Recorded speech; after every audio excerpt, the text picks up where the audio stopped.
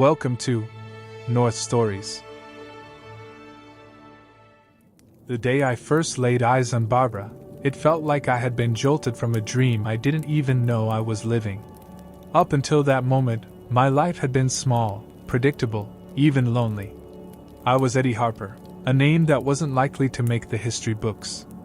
At 34, I was still turning wrenches in the back of a small garage just outside of San Pedro, fixing other people's cars while dreaming of the kind of machines I'd never had the chance to drive, race cars, the kind that could tear across the roads of Europe, leaving only a blur of sleek metal and the howl of an engine in its wake. I wasn't much to look at, and I knew it. Short, stocky, with a face that had seen too many years of grease and sun, and a pair of hands too callous to feel much anymore. I'd grown up around cars, practically raised by them. My old man, God rest his soul, had run the same garage until his heart gave out when I was just 16. From then on, it was my place. I had my own set of regulars, mostly old-timers who trusted me because they trusted my father, and the occasional car nut who knew I could tune a sports car better than most. But I wasn't getting any richer, and I sure wasn't getting any closer to racing. There's a feeling that comes when you've spent your whole life waiting for something bigger, something better, to happen. A dull ache, the kind that settles deep in your bones. It's a kind of slow burn of disappointment that you can't shake off. And that was me. My world was oil stains, wrenches, and muffled radio chatter in the background, telling stories of races in far-off places, while I was stuck tuning up old Chevys and fixing busted transmissions. But then came Barbara. She walked into the shop one rainy Tuesday afternoon, looking like something out of one of those black and white movies they used to show at the drive-in. You know the kind, beautiful but with something a little hard behind the eyes, a little too polished. She wasn't dressed like any girl I knew around here. No, Barbara was something else. Blonde curls framing a perfect face, red lips that looked like they never smiled unless it suited her, and a dress that clung to her curves like it was made for her. I'll admit it, she took my breath away. I was under the hood of a car when I heard the click of her heels on the concrete floor. "Excuse me," she said, her voice smooth as whiskey. "Are you Eddie?" I wiped my hands on an old rag and stood up, feeling suddenly self-conscious about the grease on my hands and the sweat staining my work shirt. "Yeah, that's me," I said, trying to keep my voice steady. "I need your help with something," she said, her eyes locking onto mine like she already knew she had me. "My car's been acting up, and someone told me you're the best mechanic in town." I don't know why, but I felt something stir inside me that I hadn't felt in years. Maybe it was the way she looked at me like I was something more than just a guy in a greasy jumpsuit. Maybe it was just the fact that she was beautiful, and I was lonely. Either way, I was hooked. She led me out to her car, a sleek, black convertible that looked like it had come straight from some Beverly Hills showroom. It was the kind of car I'd always dreamed of working on, but never thought I'd get the chance to. "I can take a look at it," I said, popping the hood and pretending like my hands weren't shaking. But the truth was, I didn't care about the car. I was already lost in her eyes, in the idea of something more than the life I'd been living. Barbara hung around the garage that day, talking to me while I worked. She was charming, sure, but there was something about her that felt just out of reach, like she was always holding back some piece of herself. Still, I was too wrapped up in the way she made me feel to notice. When she came back the next day, and the day after that, I started to think maybe, just maybe, she was interested in more than just her car. Looking back now, I can see how blind I was, how desperate I was for someone like her to notice me. But at the time, I didn't care. I'd spent my whole life on the sidelines, watching everyone else live the kind of life I wanted. When Barbara smiled at me, I felt like I was finally being seen. It didn't take long before we were spending more time together. She'd come by the garage just to talk, and after a few weeks, we started going out for drinks after I closed up shop. Those nights were something else, me, sitting across from her in some dimly lit bar, feeling like the luckiest guy in the world. I couldn't believe someone like Barbara would be interested in a guy like me. But every time I started to doubt it, she'd say something, do something, that made me think she really did care. Then, one night, she brought me to a party. It was in some fancy house up in the hills, the kind of place that looked out over the city like it owned it. That's where I met Steve Norris and Harry Bowers.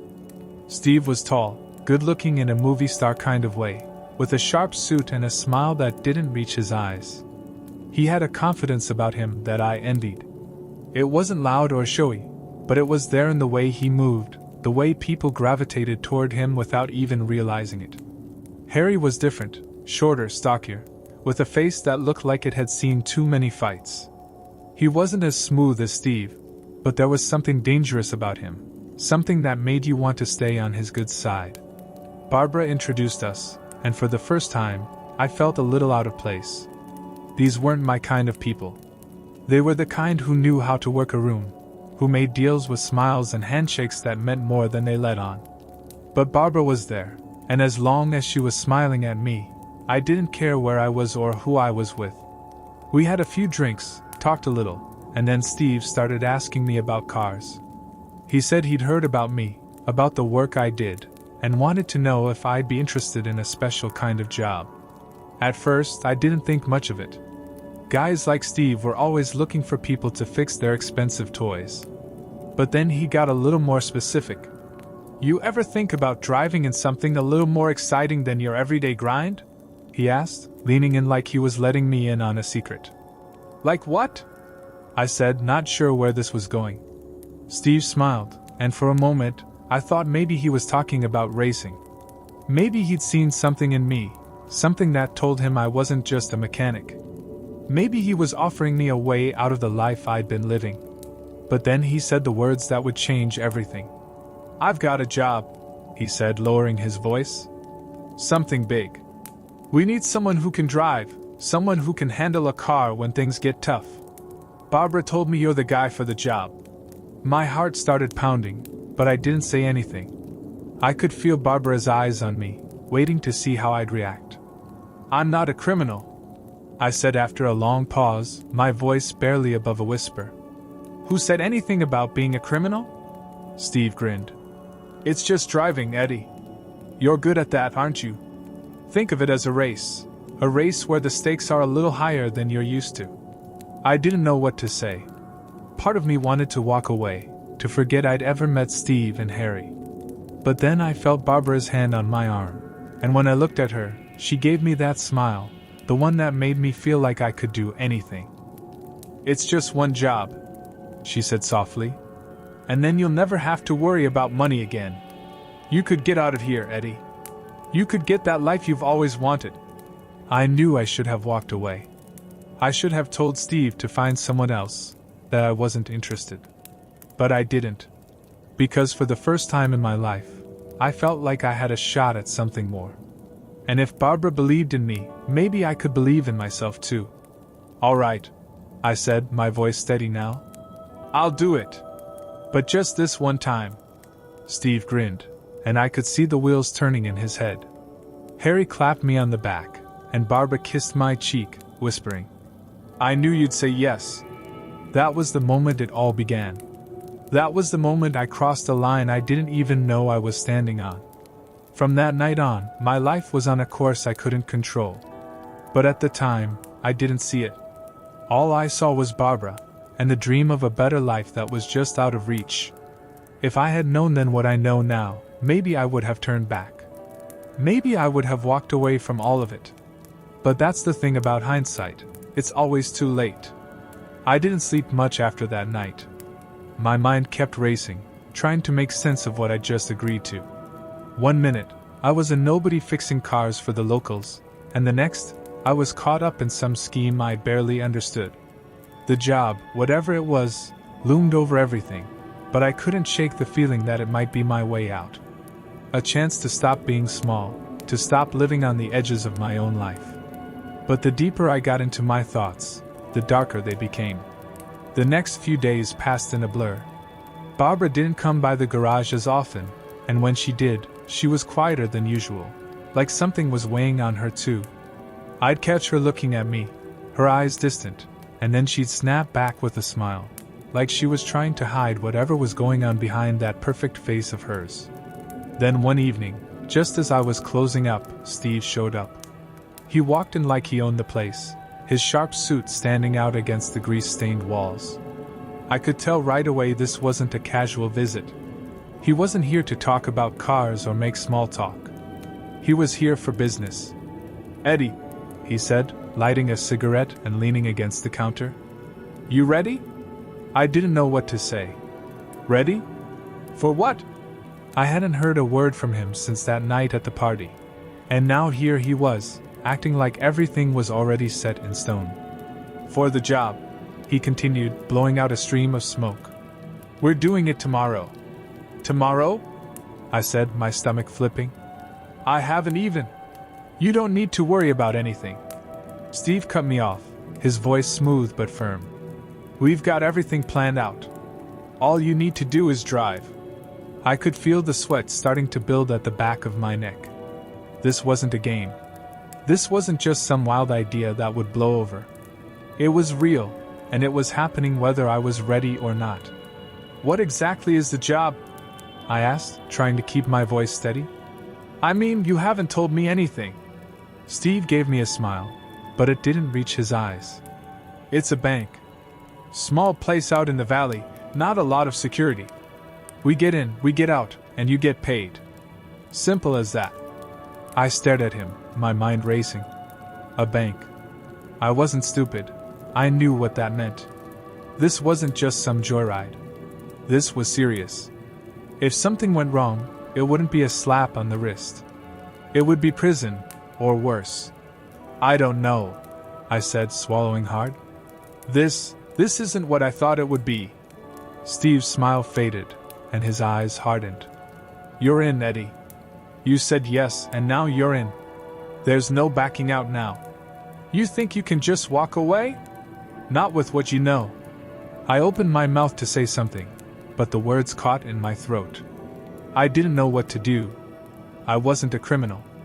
I'd never even been in trouble before. But Steve wasn't giving me a choice. I could see it in his eyes. This was happening, and there was no turning back. Barbara came by the garage later that night, just as I was locking up. She didn't say much at first, just stood there, watching me with those unreadable eyes of hers. Finally, she spoke. "Are you okay?" I didn't know how to answer. Was I okay? How could I be? I was about to help rob a bank, for Christ's sake.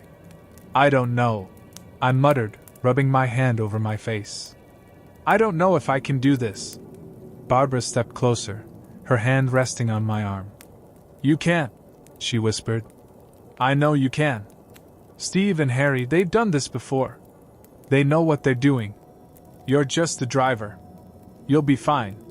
I wanted to believe her. I wanted to believe that this was all just a means to an end, that once it was over, I could go back to my life, but with enough money to make things better. To get out of this dead-end town, maybe even get a real chance at racing. But there was something in the way she said it that didn't sit right with me. Like she was trying too hard to convince me. Like maybe she wasn't so sure herself. I looked at her, trying to read her expression, but as usual, Barbara was a closed book. She gave me that smile, the one that made me forget about everything else, and just like that, I found myself nodding. "All right," I said, my voice barely above a whisper. "I'll do it." The next day came faster than I wanted it to. I woke up with a pit in my stomach, the kind that tells you something's about to go wrong but you can't do anything to stop it. Still, I went through the motions, got dressed, grabbed my keys, and drove to the spot Steve had told me to meet them. It was a desolate little place, some rundown warehouse on the outskirts of town. When I pulled up, Steve and Harry were already there, waiting. Barbara was with them, leaning against Harry's car, her arms crossed and her eyes hidden behind a pair of dark sunglasses. Steve came over to my car, a duffel bag slung over his shoulder. He tossed it into the back seat without a word and slid into the passenger's side.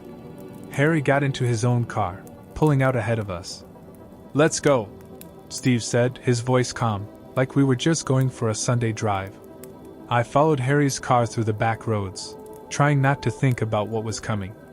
My hands gripped the steering wheel so tight, my knuckles turned white. Steve didn't say much, just stared out the window, his face unreadable. We pulled up to the bank just before noon. It was a small place, like Steve had said, nothing flashy.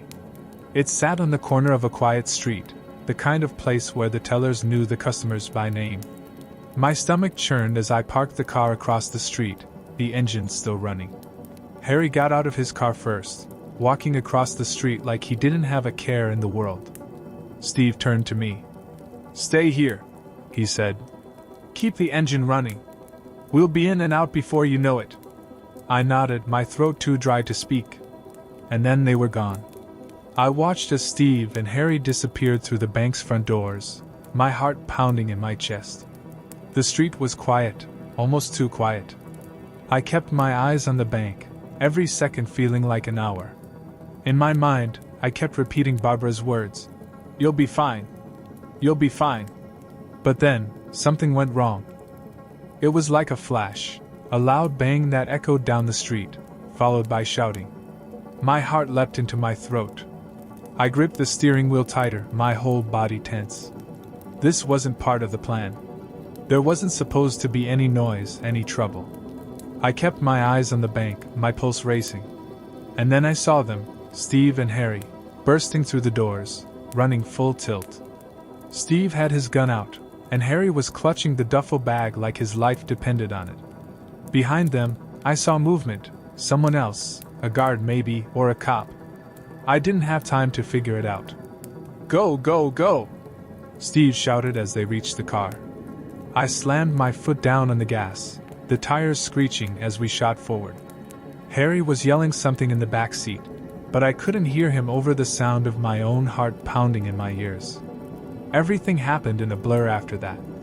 I swerved through the streets, trying to lose anyone who might have been following us. The car was fast, but I wasn't thinking straight. All I could think about was how wrong this had gone, how out of control everything felt. Steve kept barking orders at me, telling me to turn here, go faster, slow down. I did everything he said, but I couldn't shake the feeling that it wasn't going to be enough. We'd crossed the line, and there was no going back. Finally, after what felt like hours, Steve told me to pull into an alley behind some old warehouse. I did as he said, the car screeching to a stop. My hands were shaking as I killed the engine. For a moment, none of us spoke. The only sound was the ticking of the cooling engine and the distant hum of traffic. Then, Steve turned to me, his face pale but calm. "You did good," he said, his voice flat. "Real good." But I didn't feel good. I didn't feel anything except a cold, sinking dread. And in that moment I knew I was in way too deep. I don't think I'll ever forget the way the world felt after that job. The air itself seemed thicker, every shadow longer, every sound sharper. It was like the whole city knew what we had done, like it was watching, waiting for the other shoe to drop. I'd never felt that kind of tension before, the kind that gnaws at the back of your mind, reminding you over and over again that something bad is coming. We sat there in that alley for what felt like forever. The adrenaline still buzzed through my veins, but it was starting to wear off, leaving behind a sick feeling in my stomach. Steve and Harry were busy dividing up the money in the back seat, their voices low, and I could hear the rustling of bills, the zipping of the duffel bag. Barbara stood by the edge of the alley, smoking a cigarette, her back turned to us like she couldn't bear to look. Nobody had said a word to me since we stopped. I just sat there, my hands still gripping the steering wheel, trying to steady my breathing. Part of me wanted to say something, to demand answers. What the hell had gone wrong back there? That wasn't how it was supposed to happen. I'd agreed to drive, not to get involved in a gunfight. But I couldn't find my voice. It was like the fear had lodged itself deep in my throat, choking me. Finally, Steve spoke, snapping me out of my daze. "All right, we're good," he said, sounding far too casual for someone who had just robbed a bank. He clapped Harry on the back and climbed out of the car, stretching like this was just another day in his life. Maybe it was. "You did good, Eddie," Steve said again, walking around to my side of the car. He tapped the roof twice, his grin returning, but there was something cold behind his eyes now, something I hadn't seen before. "I told you it'd be easy. I didn't say anything. I couldn't. My hands were still shaking. I glanced over at Barbara, hoping for some kind of reassurance, some sign that maybe I wasn't alone in feeling the weight of what had just happened. But she was still turned away, her face hidden behind the smoke from her cigarette. Steve must have noticed, because he followed my gaze and laughed. "Don't worry about her," he said, nudging me with his elbow. "Barbara is tougher than she looks. We've done this before. She's seen worse." That hit me harder than I thought it would. She's done this before. The words echoed in my mind, and suddenly I felt like I didn't know her at all. The Barbara I had fallen for wasn't supposed to be mixed up in this. She was supposed to be different, someone who wanted out of this mess, not someone who thrived in it.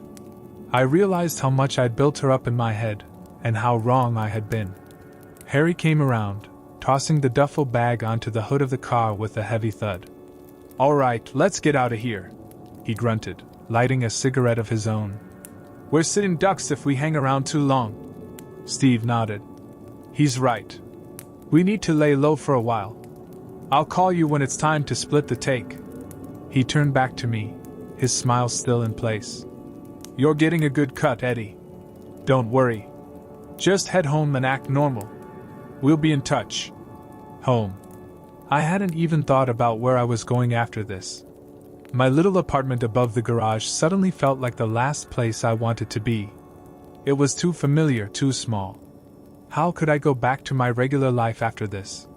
But what choice did I have? I nodded, not trusting myself to speak, and Steve gave me one last pat on the back before walking away. Harry followed, the duffel bag slung over his shoulder, and just like that, they were gone. Barbara lingered for a moment longer, standing there with her back to me. I thought she was going to say something, maybe explain why everything had gone sideways, or at least offer some kind of comfort. But she didn't. She just finished her cigarette, flicked it into the street, and walked off without a word. I sat there for a long time after they left, staring at the empty alley, the weight of what I had just done pressing down on me. The reality of it was finally sinking in. We had robbed a bank. I had helped. There had been a gunshot. Someone might have been hurt, or worse. And now, I was in too deep to ever get out. I drove home in a daze, my mind replaying the events of the day over and over again. I kept hearing that gunshot, kept seeing Steve and Harry running out of the bank, and the look in Barbara's eyes when she turned away from me. It was like I had stepped into someone else's life, someone I didn't recognize. This wasn't me. I wasn't a criminal. I wasn't cut out for this.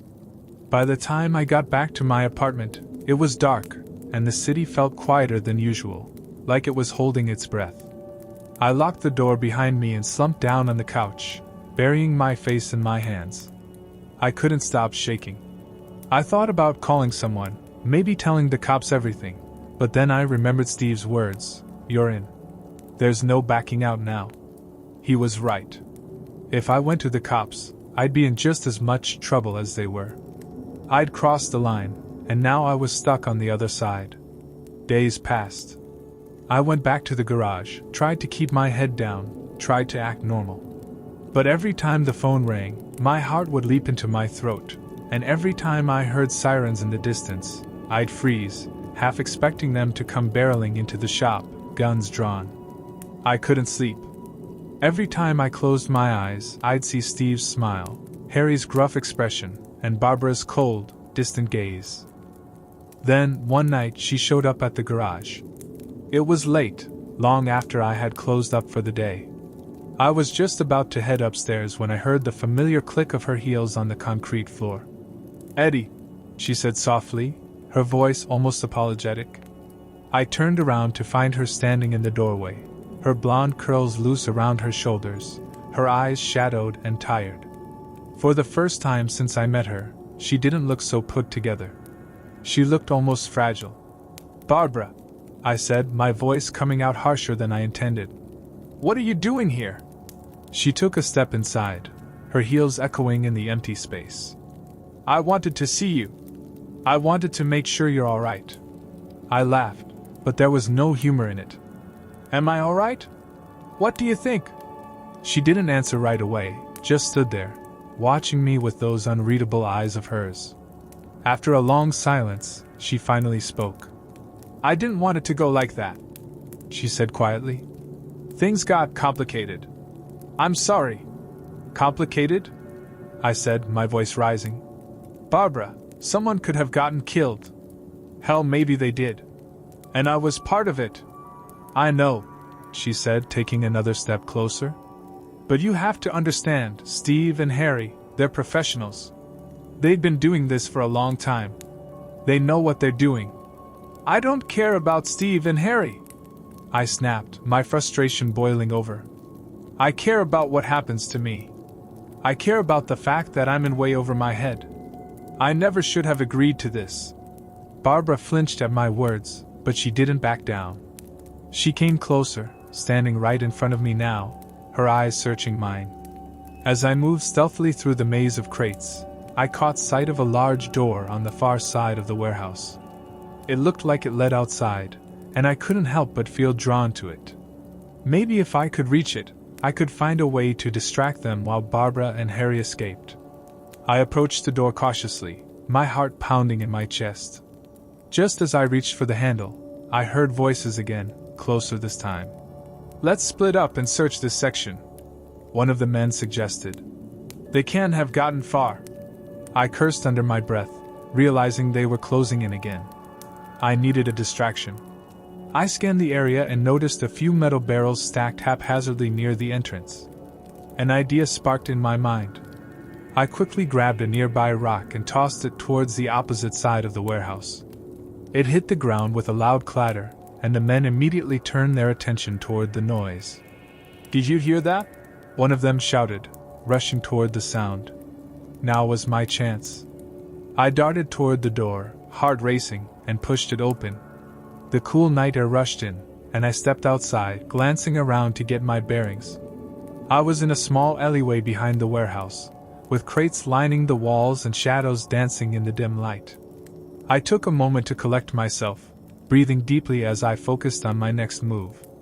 "Barbara! Harry!" I called softly, hoping they'd hear me. I knew they must have found a way out, too, and I didn't want to leave them behind. As I listened intently, I heard a faint rustle nearby, followed by hurried footsteps. I stepped back into the shadows, heart pounding as I prepared for the worst. But it was Barbara, her face pale and eyes wide with fear as she emerged from the darkness. "Eddie!" she whispered urgently, relief flooding her features. "I thought we lost you." "I almost did," I replied, glancing back toward the warehouse. "Where's Harry?" "He went to look for another exit," she said, her voice trembling slightly. "He should be back any minute." Just as the words left her mouth, I heard the faint sound of footsteps approaching from the direction Harry had gone. I instinctively pushed Barbara behind me, ready to protect her if needed. The footsteps grew louder, and I held my breath as a figure stepped into the dim light of the alley. It was Harry, his face streaked with sweat and panic. "I found a way out!" he exclaimed, relief washing over him as he spotted us. "But we need to move fast. They're searching the area." Without another word, we turned and followed Harry through a narrow path between the crates, moving quickly and quietly as we navigated the alley. The tension was palpable as we darted through the shadows, adrenaline coursing through our veins. "Which way?" I asked, glancing around for any sign of danger. "Just ahead," Harry replied, pointing toward a dimly lit street that led away from the docks. "We'll blend in with the street traffic if we can just make it to the main road." As we emerged from the alley, the sights and sounds of the bustling street enveloped us. It was a stark contrast to the darkness of the warehouse, and for a moment, I felt a flicker of hope. "Stay close," I instructed, scanning the area for any sign of danger. "We need to move quickly before they realize we're gone." We navigated through the crowd, trying to act as if we were just another trio of people out for a late-night stroll. But my instincts told me we weren't out of the woods yet. As we turned a corner, I spotted a familiar face, a shadowy figure leaning against a lamppost, watching us intently. My heart sank as I recognized him, one of Steve's men. "Go!" I shouted, adrenaline surging as I grabbed Barbara and Harry's wrists and pulled them into the nearest alley. The figure started moving toward us, a predatory gleam in his eyes. We sprinted down the narrow path, weaving through the darkness as we tried to put distance between ourselves and the threat. My heart raced, and every instinct screamed at me to keep running. "Where to now?" Barbara gasped, glancing back over her shoulder. "There's an old parking garage a few blocks away," I said, trying to focus despite the panic rising in my chest. "If we can make it there, we might find a car to take us out of the city." We sprinted toward the parking garage, the sound of our footsteps echoing in the night. I could hear the shouts of the men behind us, their voices growing closer with every second. "Keep going," I urged, pushing myself to run faster. We rounded the corner and skidded to a stop as we reached the entrance of the garage, the heavy metal door creaking open. "Get inside!" I shouted, ushering Barbara and Harry through the entrance. I followed closely behind, pushing the door closed just as I heard the sound of footsteps approaching. We were in the dimly lit garage, shadows stretching across the concrete floor. I quickly scanned the area for any vehicles, my heart racing as the reality of our situation crashed over me. "Do you see any cars?" Harry asked, his voice barely above a whisper. "No," I replied, frustration creeping in. "We need to find one, quick." As we crept deeper into the garage, I spotted a flickering light at the far end. It was a parked car, old but intact. My heart leaped with hope. "There!" I pointed toward the car, and we hurried toward it, desperate to make our escape.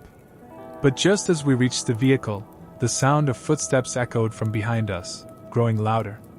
They were getting closer. "Open the door!" Barbara urged, her eyes wide with fear. I fumbled with the handle, my hands shaking as I tried to unlock the door. Come on," I muttered, finally managing to yank it open. "Get in!" I shouted, diving into the driver's seat. Barbara and Harry climbed in, slamming the doors just as I heard voices approaching. "Start the car," Harry urged, glancing nervously at the entrance of the garage. I turned the key, the engine sputtering before it roared to life. The sound echoed in the enclosed space, and I felt a surge of adrenaline as I shifted into gear. "Let's go!" I shouted, slamming my foot on the accelerator as I peeled out of the parking space. The tires screeched against the concrete as I veered toward the exit, glancing in the rearview mirror.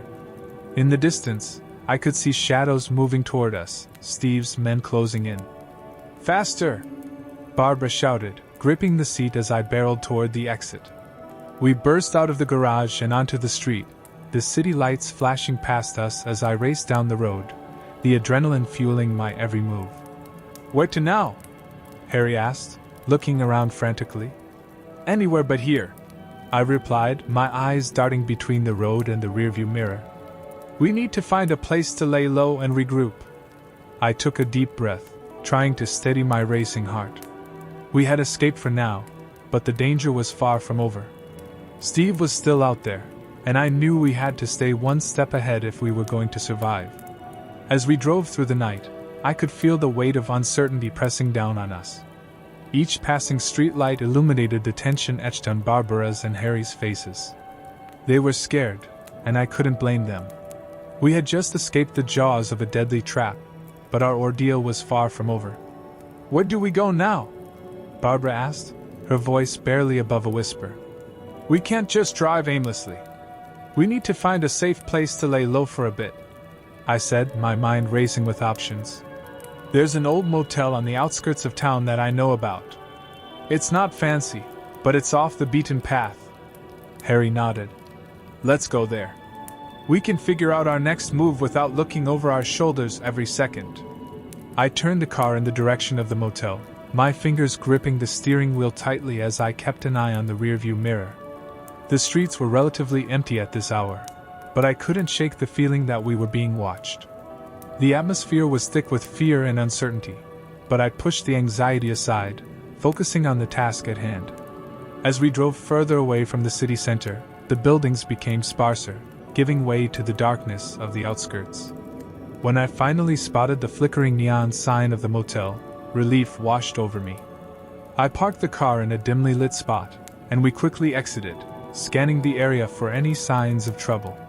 The motel was old, its paint peeling and the neon lights buzzing ominously, but it seemed quiet. "Stay close," I instructed, leading the way to the reception area. The bell over the door jingled as we entered, and a tired-looking clerk glanced up from behind the counter. "What can I do for you?" he asked, his voice gravelly. "Just need a room for the night," I said, trying to sound casual despite the tension in my voice. The clerk raised an eyebrow but didn't ask questions. "That'll be $50. Cash only." I fished out some cash and slid it across the counter. "Here you go." He handed me a key, and I turned back to Barbara and Harry. "Let's head to the room and keep our voices down." We made our way to the room, the hallway dimly lit and smelling faintly of mildew. I opened the door to our room, and we stepped inside, closing it quietly behind us. The room was small and basic, with 2 beds, a flickering light, and a worn-out carpet. But it was better than the alternative. "We should keep the lights low," I suggested, moving to the window to peek outside. The view was limited, but I could see the dark stretch of the parking lot. "And we should definitely lock the door." After securing the door, I turned to my friends. "We need to figure out our next move. We can't stay here forever, but we need to plan our next steps." Barbara sank onto one of the beds, her shoulders slumping. "What if they find us? What if Steve knows where we are?" "We'll be careful," I reassured her, trying to keep my own fear in check. "But we can't let that stop us. We need to find out what Steve is planning. If we can get ahead of him, we might still have a chance." Harry ran a hand through his hair, his expression grim. "What about Rico? Do you think he's still our best bet?" I nodded, recalling the urgency in Jimmy's voice when he mentioned Rico. "If we can track him down, he might provide the answers we need. But we have to be smart about it. If Steve finds out we're looking for him..." "I don't even want to think about it," Barbara interrupted, her eyes wide. "What if we set a trap for Steve instead?" "What do you mean?" I asked, intrigued. "Instead of hiding from him, what if we draw him out?" she proposed, her voice gaining confidence. "If we can create a distraction, something that makes him believe we're still vulnerable, maybe we can catch him off guard." I considered her idea, feeling a spark of hope. "That could work, but we need to make sure it's done right. We can't risk it backfiring." Harry leaned forward, his brow furrowed. "What kind of distraction are we talking about? If we can make it look like we're still trying to gather information, Steve might underestimate us," I suggested. "We could create a false lead, maybe even make it seem like we're trying to set up a meeting with Rico."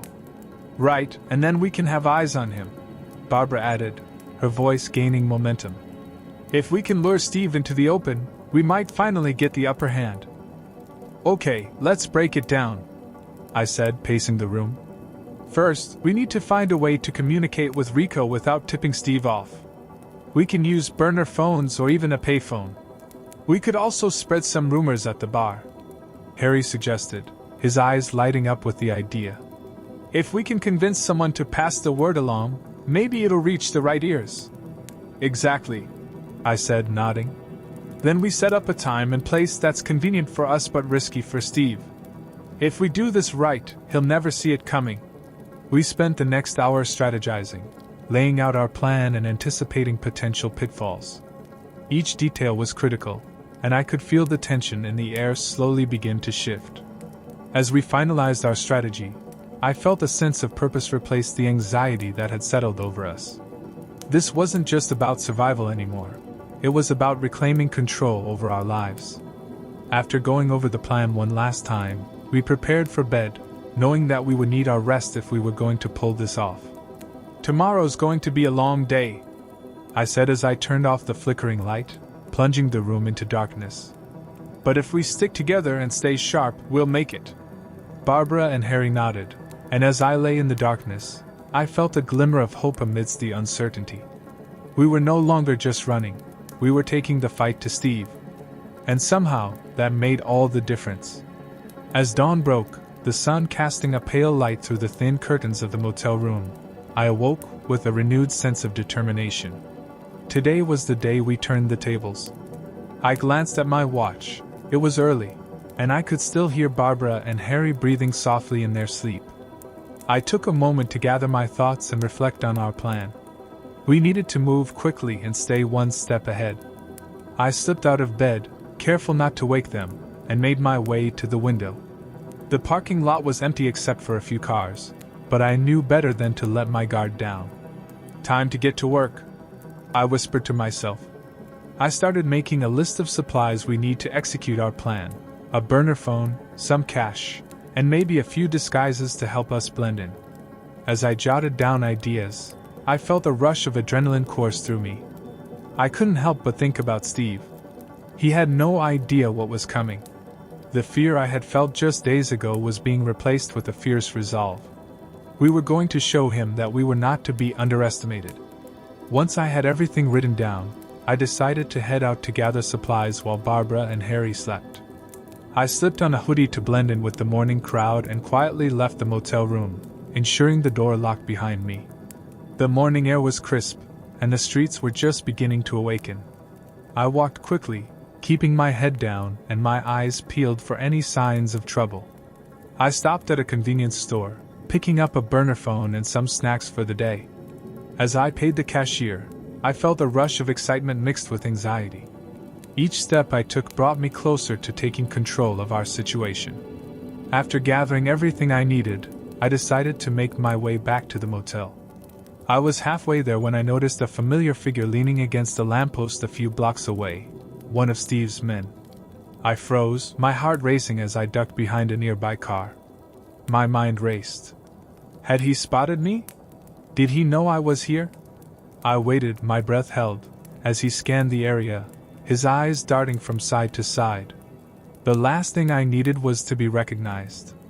After a tense moment, he turned and walked away, and I quickly took the opportunity to slip back toward the motel, my heart pounding in my chest.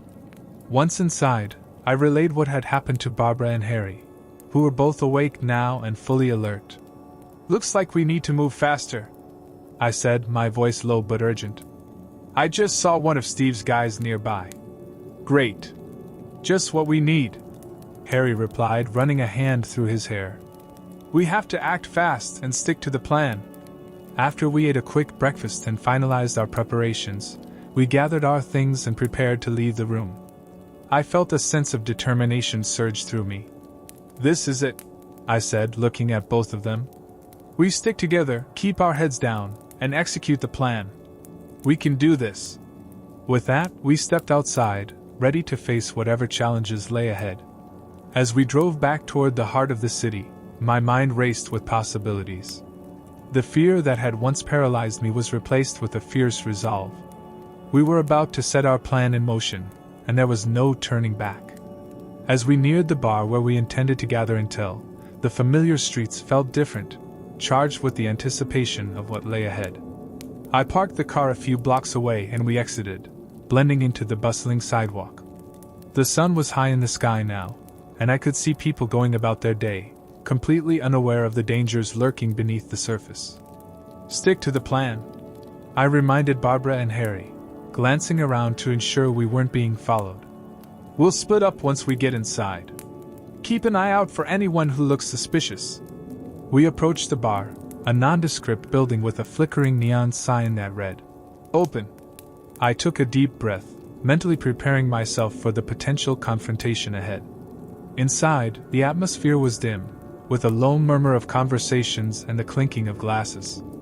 I could feel the weight of the situation pressing down on me as we made our way to the bar. I scanned the room for familiar faces, looking for any signs of Steve's men. "Harry, you take that side," I said, nodding toward a table in the corner.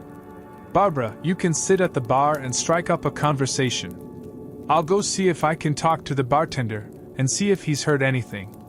They nodded, and we split up, the tension in the air thick enough to cut with a knife. I walked up to the bar and settled onto a stool, signaling the bartender. "What can I get you?" he asked, wiping down the counter. "Just a soda," I replied, trying to appear casual. I'm new in town. Just passing through. He gave me a sideways glance but filled my request anyway. This isn't exactly a tourist spot. What brings you here? Just exploring, I said, feigning a carefree demeanor. Heard this place has a good vibe. He nodded, leaning against the bar. It does. But you might want to watch your back around here. Things can get dicey. My heart raced at his words. What do you mean? The usual. Trouble comes and goes, but lately, there's been talk about some guys looking for trouble, he said, his eyes darting toward a group of men in the back corner, laughing a bit too loud. I followed his gaze and felt my stomach drop as I recognized one of them, Steve's right-hand man, Marco. He was leaning back in his chair, a drink in hand, surrounded by a couple of thugs. Yeah, I've seen them around, I said, keeping my voice steady. What's their deal? They're after something, or someone. I wouldn't want to be on their bad side. The bartender warned, wiping the counter again. Thanks for the heads up, I said, taking a sip of my drink and discreetly signaling to Barbara across the bar. She met my gaze, and I could see the worry in her eyes. Just then, I noticed Harry glance over from his table, his expression tense. I could sense the urgency building in the air. I had to act quickly. I leaned closer to the bartender. Listen, I need to find out about a guy named Rico. Any chance you know how I could reach him? The bartender hesitated, glancing around to ensure no one was listening. Rico? Yeah, I've heard the name. But I wouldn't go looking for him. He's got his own problems. Please, I pressed, lowering my voice.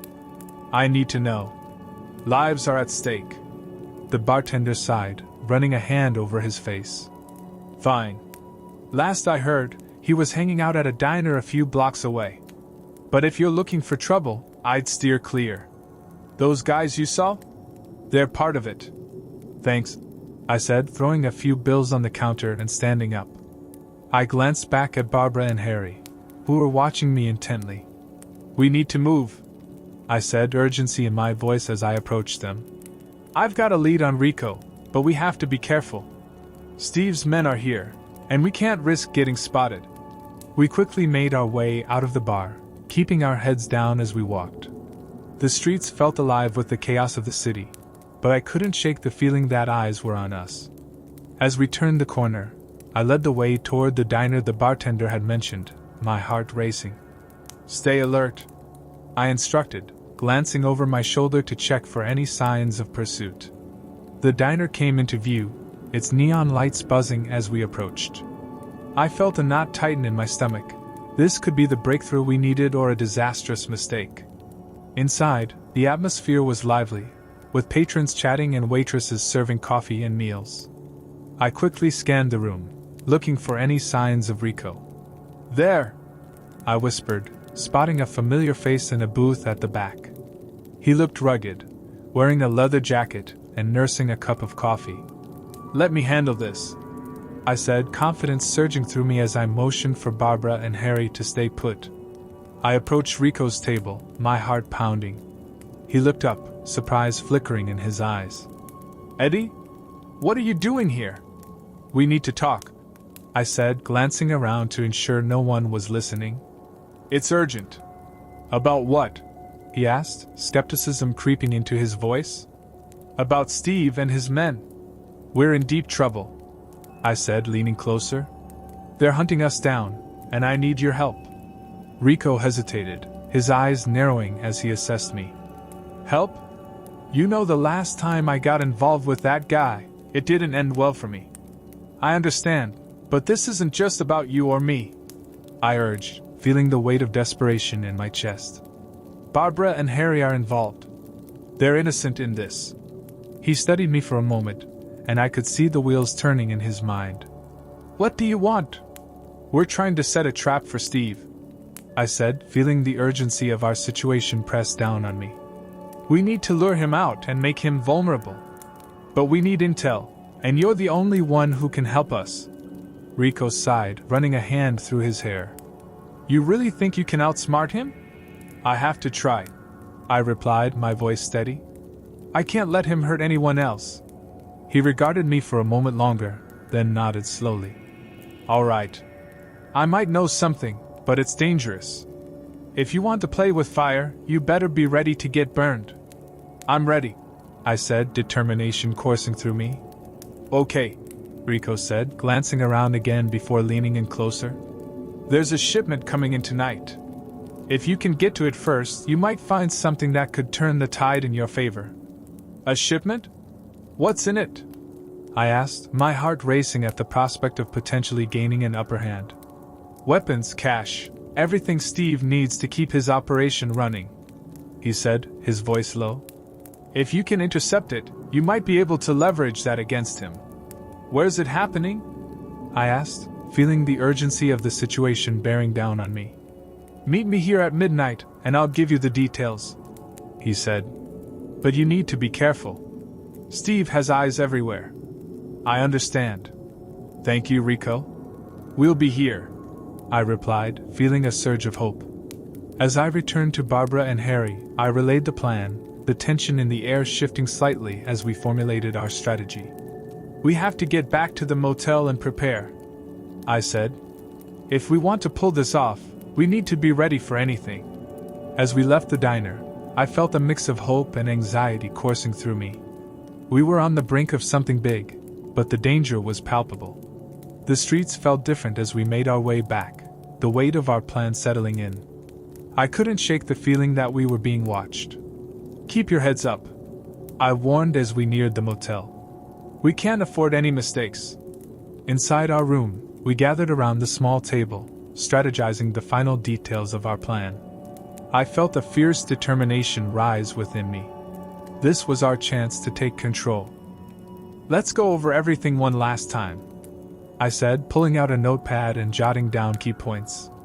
We'll need to create distractions, gather supplies, and keep communication open. As we discussed our roles, I could feel the bond between us strengthen. We were in this together, and we wouldn't back down.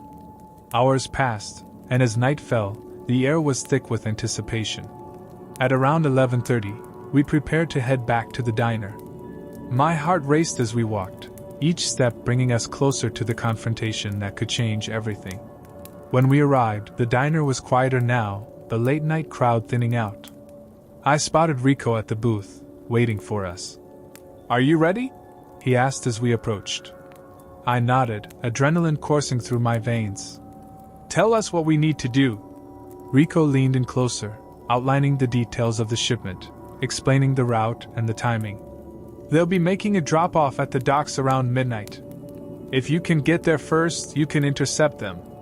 Got it, I said, mentally preparing the necessary steps.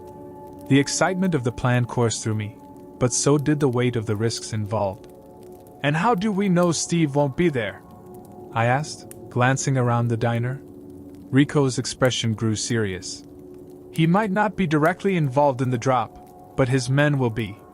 If you can keep your presence hidden and act fast, you can catch them off guard. Remember, the element of surprise is your best ally. We nodded in agreement, the stakes clear.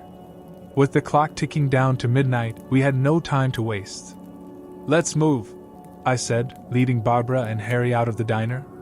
As we walked, I felt a surge of adrenaline. This was it. This was our chance to take control of the situation and confront Steve once and for all.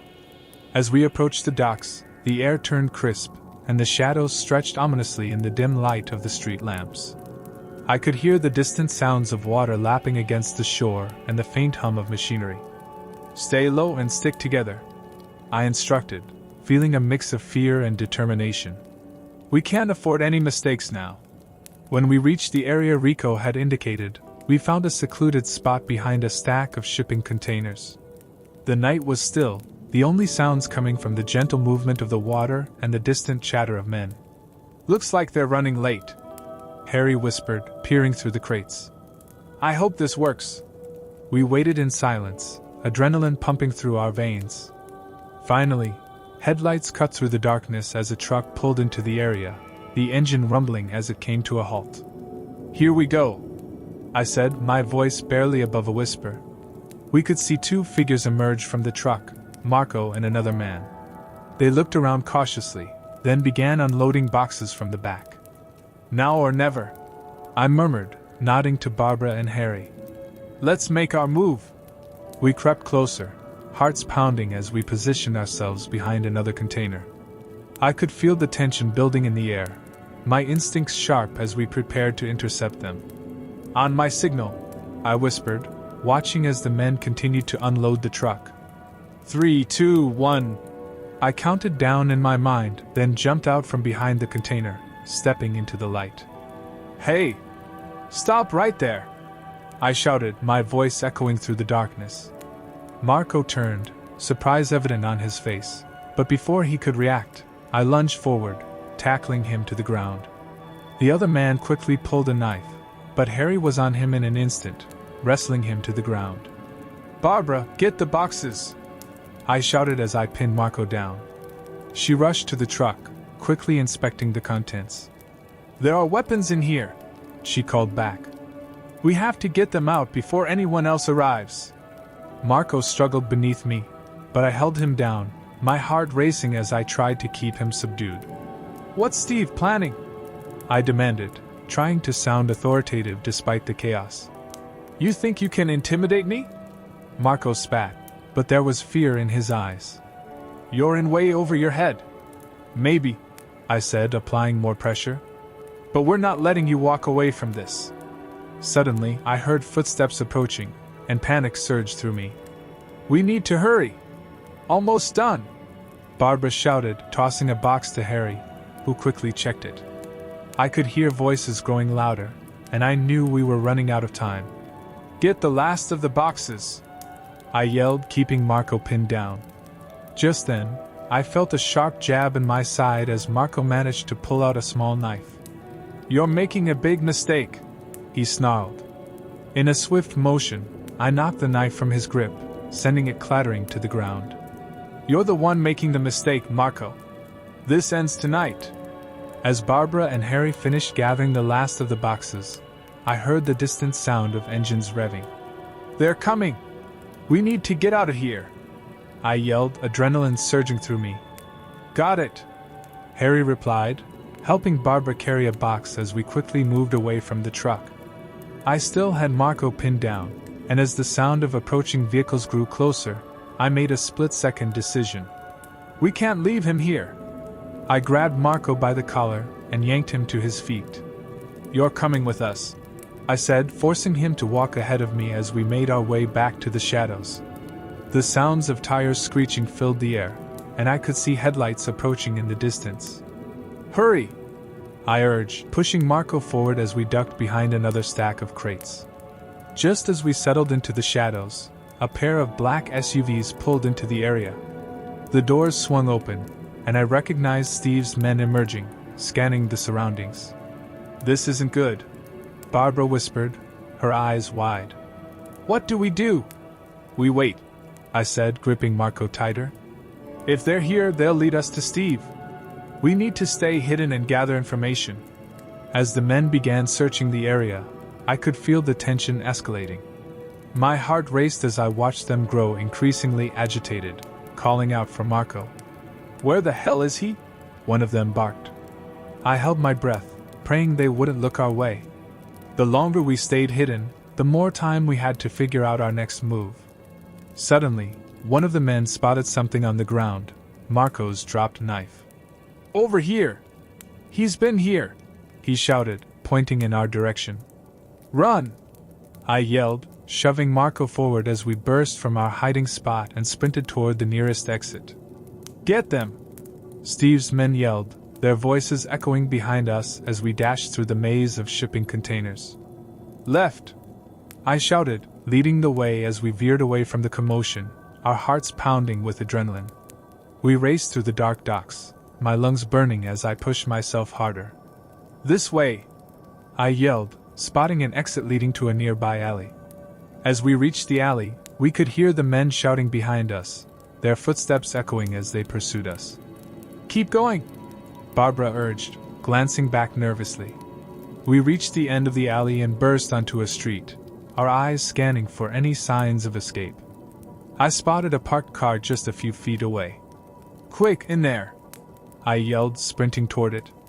We dove inside, fumbling with the locks as I glanced around for any signs of danger. "Drive!" I shouted at Barbara as soon as she slid into the driver's seat. She turned the key in the ignition, and the engine roared to life. "Go, go, go!" Harry urged as the headlights of the SUVs began to illuminate the street behind us. With a quick jerk, Barbara threw the car into gear and peeled out, tires screeching as we sped away from the docks. I could see the SUVs in the distance, but we had a head start. The city blurred past us as we navigated the streets, adrenaline fueling our escape. "We need to find somewhere safe," I said, trying to calm my racing heart. "We can't go back to the motel." "You'll be fine," she whispered, her voice soothing, like she was trying to convince me of something she wasn't sure of herself. "Steve will take care of everything. Once things calm down, we'll split the money and you'll never have to worry about anything again. You'll have enough to leave this place, to start over. Isn't that what you've always wanted?" Her words hung in the air, tempting, like a promise of something better. But they felt hollow now. The dream I'd built in my head, the one where Barbara and I ran off together, where the money fixed everything, it was falling apart. I could see it for what it was now, a lie, a fantasy. I wasn't going to walk away from this clean. "I don't know if I can do this," I said, my voice barely a whisper. "I don't know if I can live with what we did." Barbara reached out, her hand brushing against my arm. "You can," she said softly. "I know you can." But as much as I wanted to believe her, I couldn't shake the feeling that something was wrong. There was something she wasn't telling me, something I wasn't seeing. And as much as I still cared about her, despite everything, I knew I was starting to lose trust in her. The cracks were showing, and I didn't know how to fix them. "I just need some time," I muttered, stepping back from her touch. "I need to think." Barbara's face softened, and for a fleeting moment, I thought I saw something real beneath the surface. Maybe regret, maybe something close to sorrow. But just as quickly, her expression hardened again, her walls going up like they always did. "Take your time," she said, her voice quiet, almost distant. She stepped back, letting the space between us grow. "But don't take too long. Steve doesn't like loose ends." That sent a chill down my spine. Loose ends. That's what I was now, a loose end. A piece of the puzzle that didn't quite fit anymore. And in Steve's world, I was starting to understand, loose ends got tied up. Permanently. Barbara turned to leave, her heels echoing through the empty garage. I watched her go, my chest tight, a dozen thoughts colliding in my head. Part of me wanted to chase after her, to grab her arm and demand answers. Part of me wanted to hold on to the dream I built around her, the one where she and I ran away, left all of this behind, and lived a different life. But another part, the part that had been waking up ever since that job went sideways, knew that I couldn't trust her. Not fully. She paused at the door, looking back at me one last time. "We'll talk soon," she said, her voice softer now, almost gentle. And then she was gone, disappearing into the night like a ghost. For a long time, I just stood there, staring at the spot where she'd been. The cold air from the open door seeped into the garage, but I barely felt it. My mind was spinning, caught between the past and the future, between what I wanted to believe and the hard truth that was slowly starting to settle in. I wasn't part of their world. I was a mechanic, a guy who liked fast cars and the idea of something bigger. I wasn't a criminal, I wasn't a getaway driver, and I wasn't someone who could just walk away from a bank robbery and pretend like nothing happened. The weight of it all was crushing me. I thought back to that night in the alley, the way Steve had looked at me, the way Harry hadn't said much at all. And Barbara, always the mystery. I had been pulled into something much darker than I had anticipated, and now I was trapped. The days blurred together after that. I tried to go about my routine, fixing cars, keeping my head down, but everything felt different now. The garage, my safe haven, had become a prison. I felt like a target, like any moment Steve or Harry, or worse, the cops, could walk in and everything would come crashing down. I kept expecting a knock on my door, the sound of police sirens outside, but nothing came. Steve didn't call, and neither did Barbara. It was like the whole world had gone quiet, holding its breath, waiting for something to break. Then, one night, the quiet finally shattered. It was late, well past midnight, and I was lying on my bed, staring at the ceiling, trying to calm the racing thoughts in my head. I hadn't been able to sleep properly since the job. Every time I closed my eyes, I'd see the bank, hear the gunshot, feel the tension in the air as Steve and Harry ran out, their faces twisted with fear and adrenaline. I kept wondering what had really gone wrong in there. What had happened to make things spiral out of control like that? Suddenly, a loud banging came from downstairs. My heart stopped. For a second, I thought I was dreaming, but then it came again, louder this time, more insistent. I jumped out of bed, my pulse racing. It wasn't the cops. It didn't sound like an official knock. It was fast, hard, and desperate. I threw on a shirt and rushed downstairs, my mind a whirlwind of thoughts. Who could it be at this hour? Steve? Harry? Barbara? When I yanked open the door, I wasn't prepared for what I saw. It was Harry. But he wasn't the gruff, calm guy I'd seen after the job. No, this Harry looked like he'd just been through hell. His shirt was torn, blood staining the collar, and his face was pale, beads of sweat glistening on his forehead. His eyes, wild and unfocused, darted around like he was waiting for someone to jump out of the shadows. "Eddie," he gasped, grabbing the doorframe to steady himself. I need your help." I stared at him, my brain struggling to catch up. "What the hell happened to you?" Harry shoved past me, stumbling into the garage and collapsing onto one of the chairs. He was breathing hard, his hands shaking as he wiped his face with his sleeve. "It's Steve," he muttered, his voice barely a whisper. He's gone off the rails, man. I don't know what to do." "Gone off the rails?" I repeated, my mind spinning. "What are you talking about?" Harry looked up at me, his eyes wide with fear. "Steve thinks someone's snitching," he said, his voice cracking. "Thinks there's a rat in the crew. He's losing it, Eddie. He's gone paranoid." I felt a cold knot form in the pit of my stomach. A rat? No wonder things had gone wrong at the bank. Steve had probably been on edge the whole time, looking for someone to blame. But why was Harry telling me this? And why did he look like he barely escaped with his life? "What does that have to do with you?" I asked, my voice low. Harry swallowed hard, his hands still trembling. "He came after me tonight," he said, his voice raw with fear. "Accused me of being the rat. Said I've been talking to the cops. I barely got away." I stared at him, my mind racing. Steve thought Harry was the rat? That didn't make sense. Harry had been with him for years. They'd pulled jobs together, trusted each other. Why would Steve turn on him now? Unless... I felt the pieces clicking into place, the realization hitting me like a punch to the gut. Steve wasn't just paranoid. He was tying up loose ends. He thought Harry was the weak link, and he was getting rid of him. One by one. And if Steve thought Harry was a threat, how long before he came for me? "Why are you here?" I asked, my voice sharper than I intended. "Why come to me?" Harry looked up at me, desperation in his eyes. "I didn't know where else to go," he said, his voice shaking. "You're the only one who's not wrapped up in all of Steve's bullshit. I need your help, Eddie. We've got to get out of here before he finds us." My mind was spinning. Steve was after Harry, and now Harry was sitting in my garage, dragging me even deeper into this mess. I could feel the walls closing in, the air getting thicker. I wasn't a part of this world. I didn't know how to deal with guys like Steve. I was just a mechanic, a nobody. But if I didn't help Harry, if I turned my back on him now, what would that make me? And more importantly, what would Steve do if he found out I'd let Harry go without telling him? I took a deep breath, trying to steady my racing heart. "All right," I said finally. "All right, we'll figure something out. But we've got to be smart about this." Harry nodded, relief washing over his face. "Thank you," he muttered, his voice barely audible.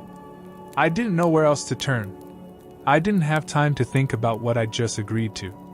There was no time for second guessing. Steve was out there, and if Harry was right, he was hunting. I needed to move fast, think clearly, and figure out a way to stay one step ahead. I grabbed my keys and headed for the door. "We need to get out of here," I said, my voice steady. "Someplace safe. Do you have a car?" Harry shook his head, running a hand through his disheveled hair. "I ditched it. Steve's guys might be looking for it by now." I cursed under my breath. Of course. Nothing was going to be easy. "All right, then we'll take mine," I said, trying to keep my voice calm. "We'll drive out to the coast, lay low until we can figure out what to do next." Harry nodded, getting to his feet, but I could tell he was barely holding it together.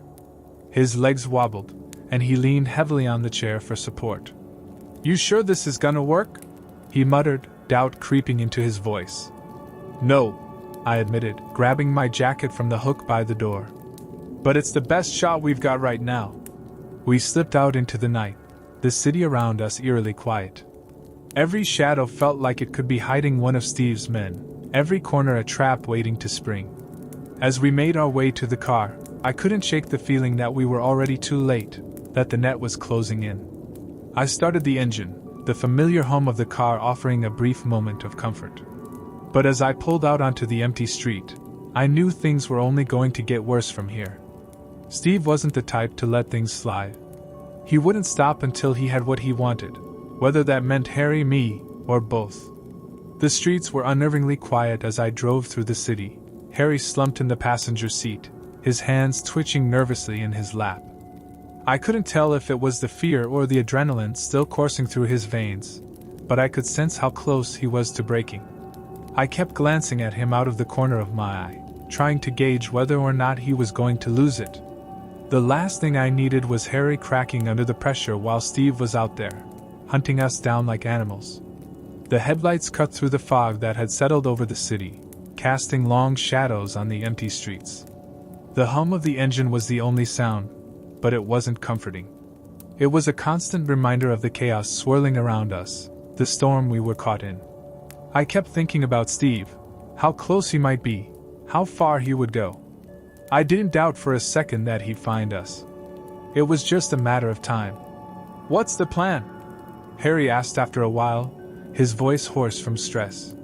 His eyes were wide and bloodshot, darting to the side mirrors every few seconds, like he expected Steve to come roaring out of the night behind us. I didn't have a real answer for him, so I gave him the only one I could think of. "We get to the coast," I muttered, gripping the wheel tighter. "Lay low, figure out what to do next. We can't outrun him forever, but we can buy some time." Harry didn't say anything, just nodded, sinking back into the seat. I could tell he didn't like the answer, but there wasn't much either of us could do. We were both in the same sinking ship now, and the best we could hope for was to stay afloat long enough to find some kind of lifeline. I wasn't even sure what that lifeline would be. Turning ourselves into the cops seemed like a death sentence, but staying on the run meant putting a target on our backs. I kept driving, my mind spinning with questions. What had pushed Steve over the edge? Why did he suddenly think Harry was a rat? Had there been a tip-off, or was this just Steve's paranoia getting the best of him? I didn't know, and I wasn't sure I wanted to find out. All I knew was that Harry and I were caught in the crossfire, and it felt like the walls were closing in fast.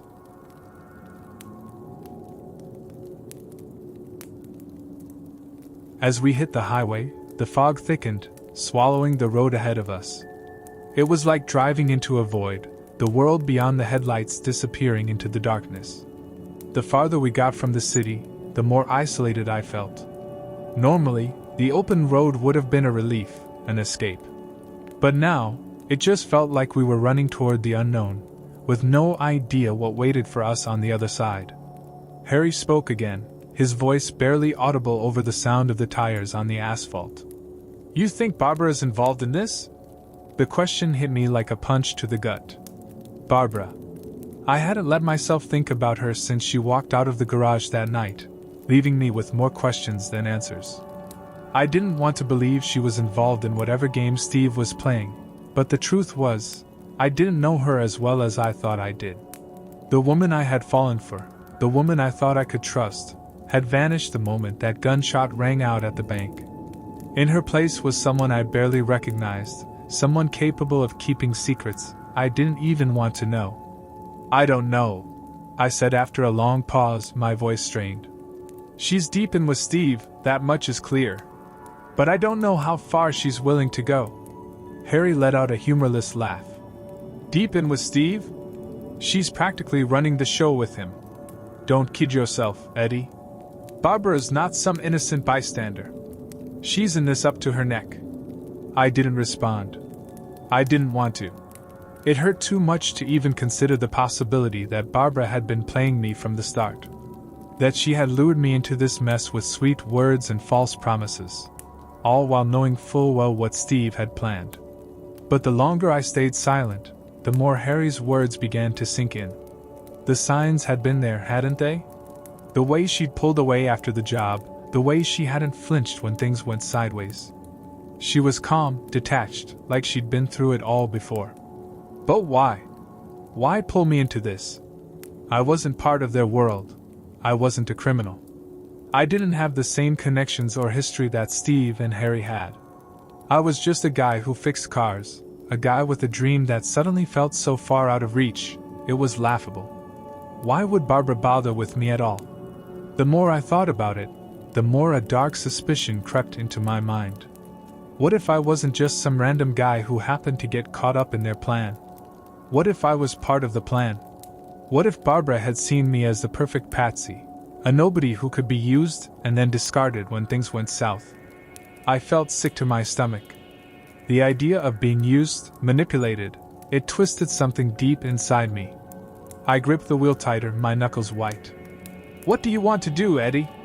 Harry asked quietly, as if sensing the shift in my mood. We can't just keep running. I knew he was right.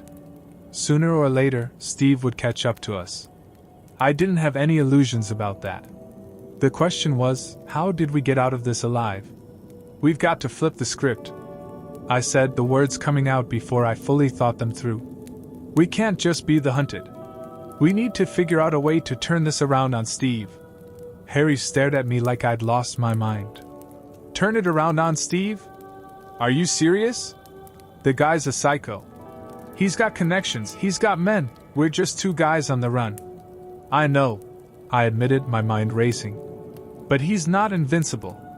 If we can find out what's really going on, why he's suddenly paranoid about a rat, we might have a shot. There's something bigger happening here, and Steve's afraid of it. That's why he's making moves. Harry was quiet for a long moment, then he sighed, rubbing his face with his hands. I don't know, Eddie. I don't know if we can get ahead of this. We have to try, I insisted. If we just sit here waiting, we're dead. We need information. We need leverage. And if Barbara is involved, we need to know exactly how deep she is. Harry gave me a long, hard look, then nodded slowly. All right. But how do you plan to get any of that? We can't just walk up to Steve and ask. We don't need to go to Steve, I said, an idea forming in my mind. We go to someone else. Someone who's been in Steve's circle long enough to know what's really going on. Someone he trusts. And who the hell would that be? I took a deep breath, the answer clear in my mind. Barbara. Harry stared at me like I was insane. Barbara? You really think she'll help us? After everything that's happened? I nodded, though the thought of confronting her made my stomach churn. She knows more than she's letting on. She's in this deeper than either of us. If we can get her to talk, if we can figure out what Steve's really after, we might have a chance. Harry didn't look convinced, but he didn't argue. He slumped back in his seat, his eyes closing for a moment, exhaustion finally catching up with him. I didn't blame him. The tension, the constant fear, it was taking its toll on both of us. We'll go to her tomorrow, I said quietly, mostly to myself. Find out what she knows.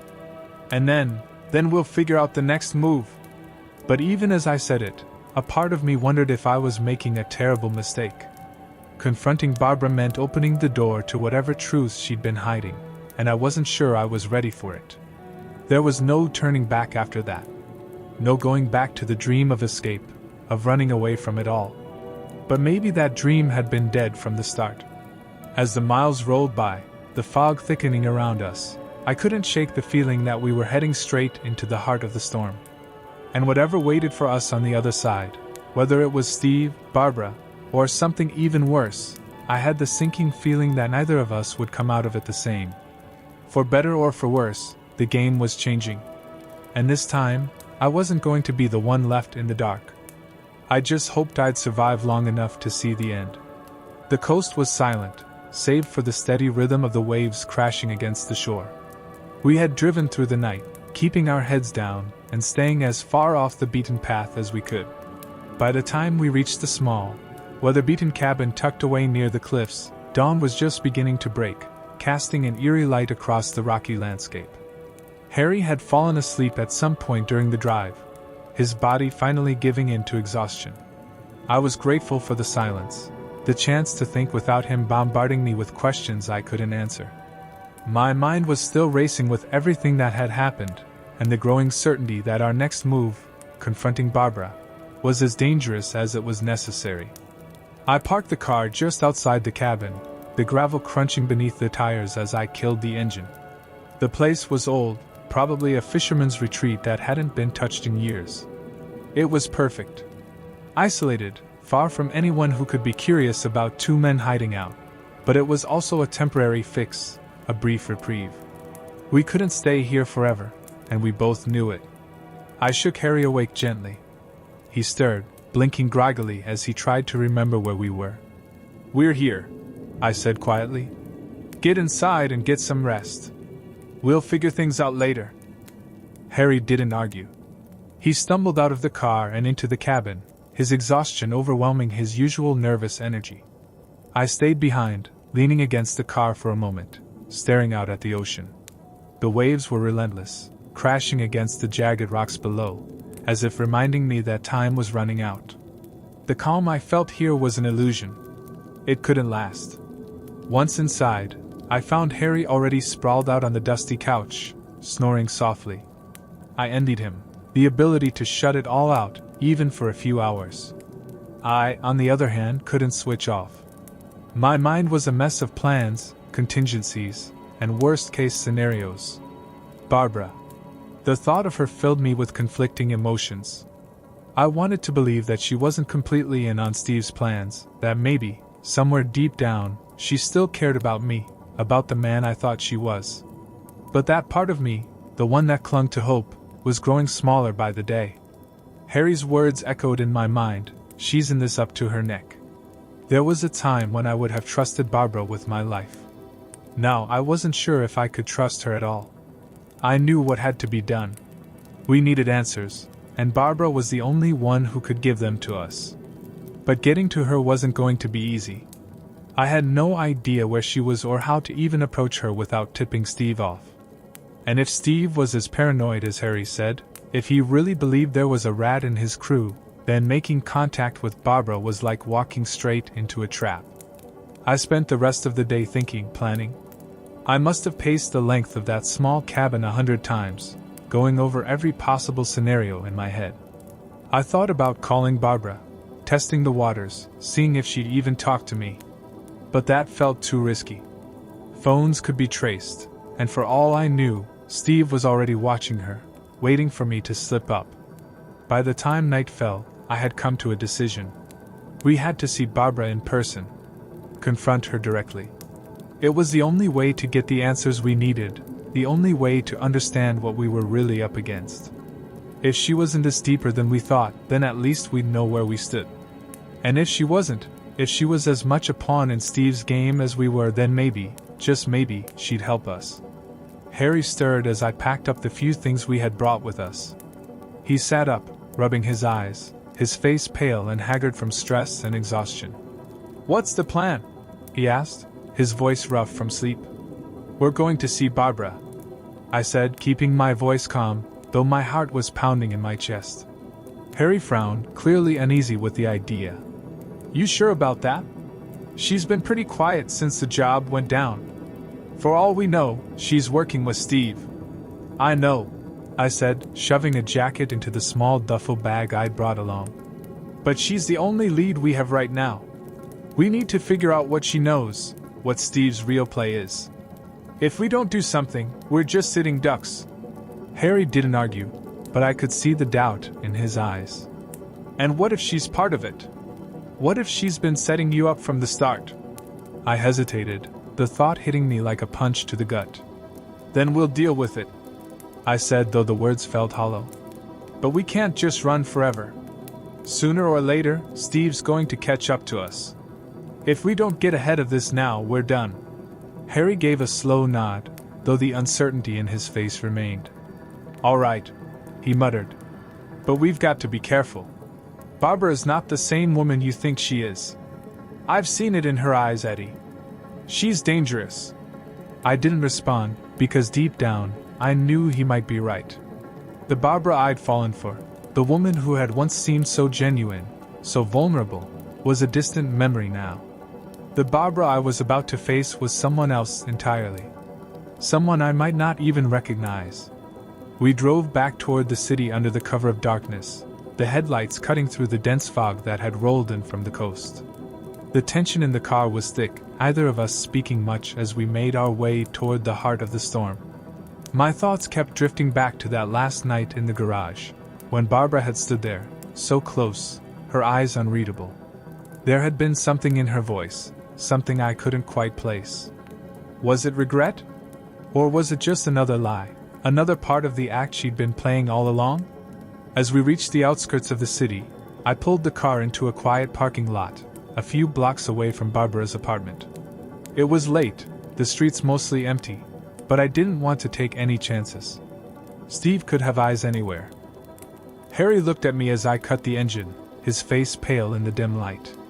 You really think she'll talk to us? I took a deep breath, the weight of what we were about to do settling heavy on my shoulders. I don't know, I admitted. But we don't have a choice. We left the car behind, slipping through the shadows as we made our way toward Barbara's building. Every step felt like walking into a trap, my pulse pounding louder in my ears with each passing second.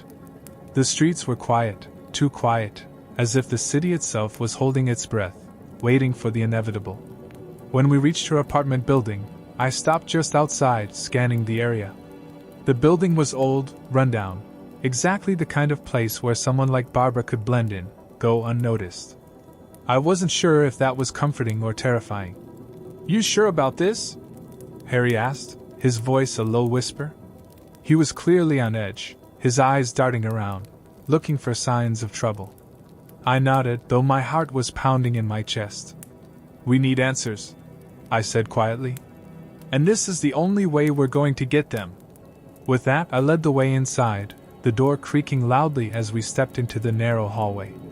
The place smelled of damp and stale cigarettes, the kind of place where no one asked questions, where everyone kept to themselves.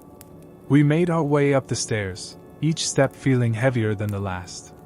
By the time we reached Barbara's floor, my hands were trembling slightly, my mind racing through every possible scenario of how this could go wrong. But I couldn't turn back now. We were too far in. I knocked on the door, the sound echoing down the empty hallway. For a moment, there was nothing but silence. Then, after what felt like an eternity, I heard the faint sound of footsteps on the other side. The door creaked open, and there she was. Barbara. She looked different than I remembered, tired, worn down. There was no trace of the polished, confident woman who had walked into my garage all those weeks ago.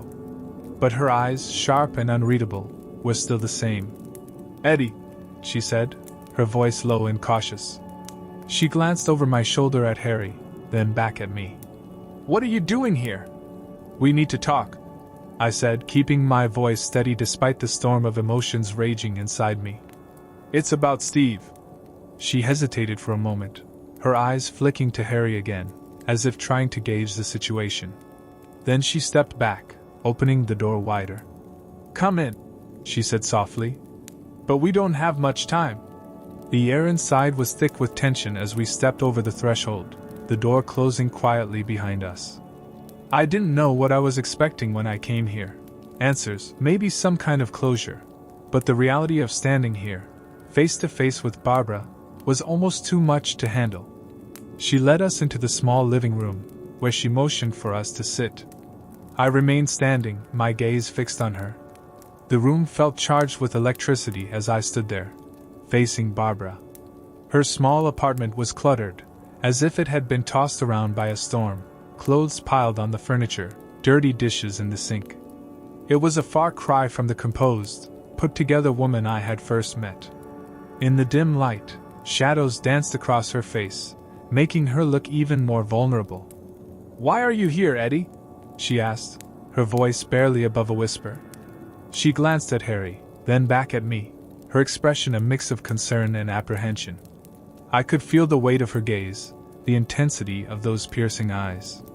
"We need answers," I said, trying to keep my voice steady. "We need to know what's going on with Steve. He thinks Harry's a rat. He's losing it, Barbara." She flinched at the mention of Steve's name, and for a moment, I thought I saw fear flicker across her face. It was a fleeting expression, gone as quickly as it had come, but it confirmed what I had been afraid of. She was caught in the crosshairs of this mess, just like us. "I can't talk about this here," she said, her voice rising slightly, urgency creeping in. "It's not safe. If he finds out."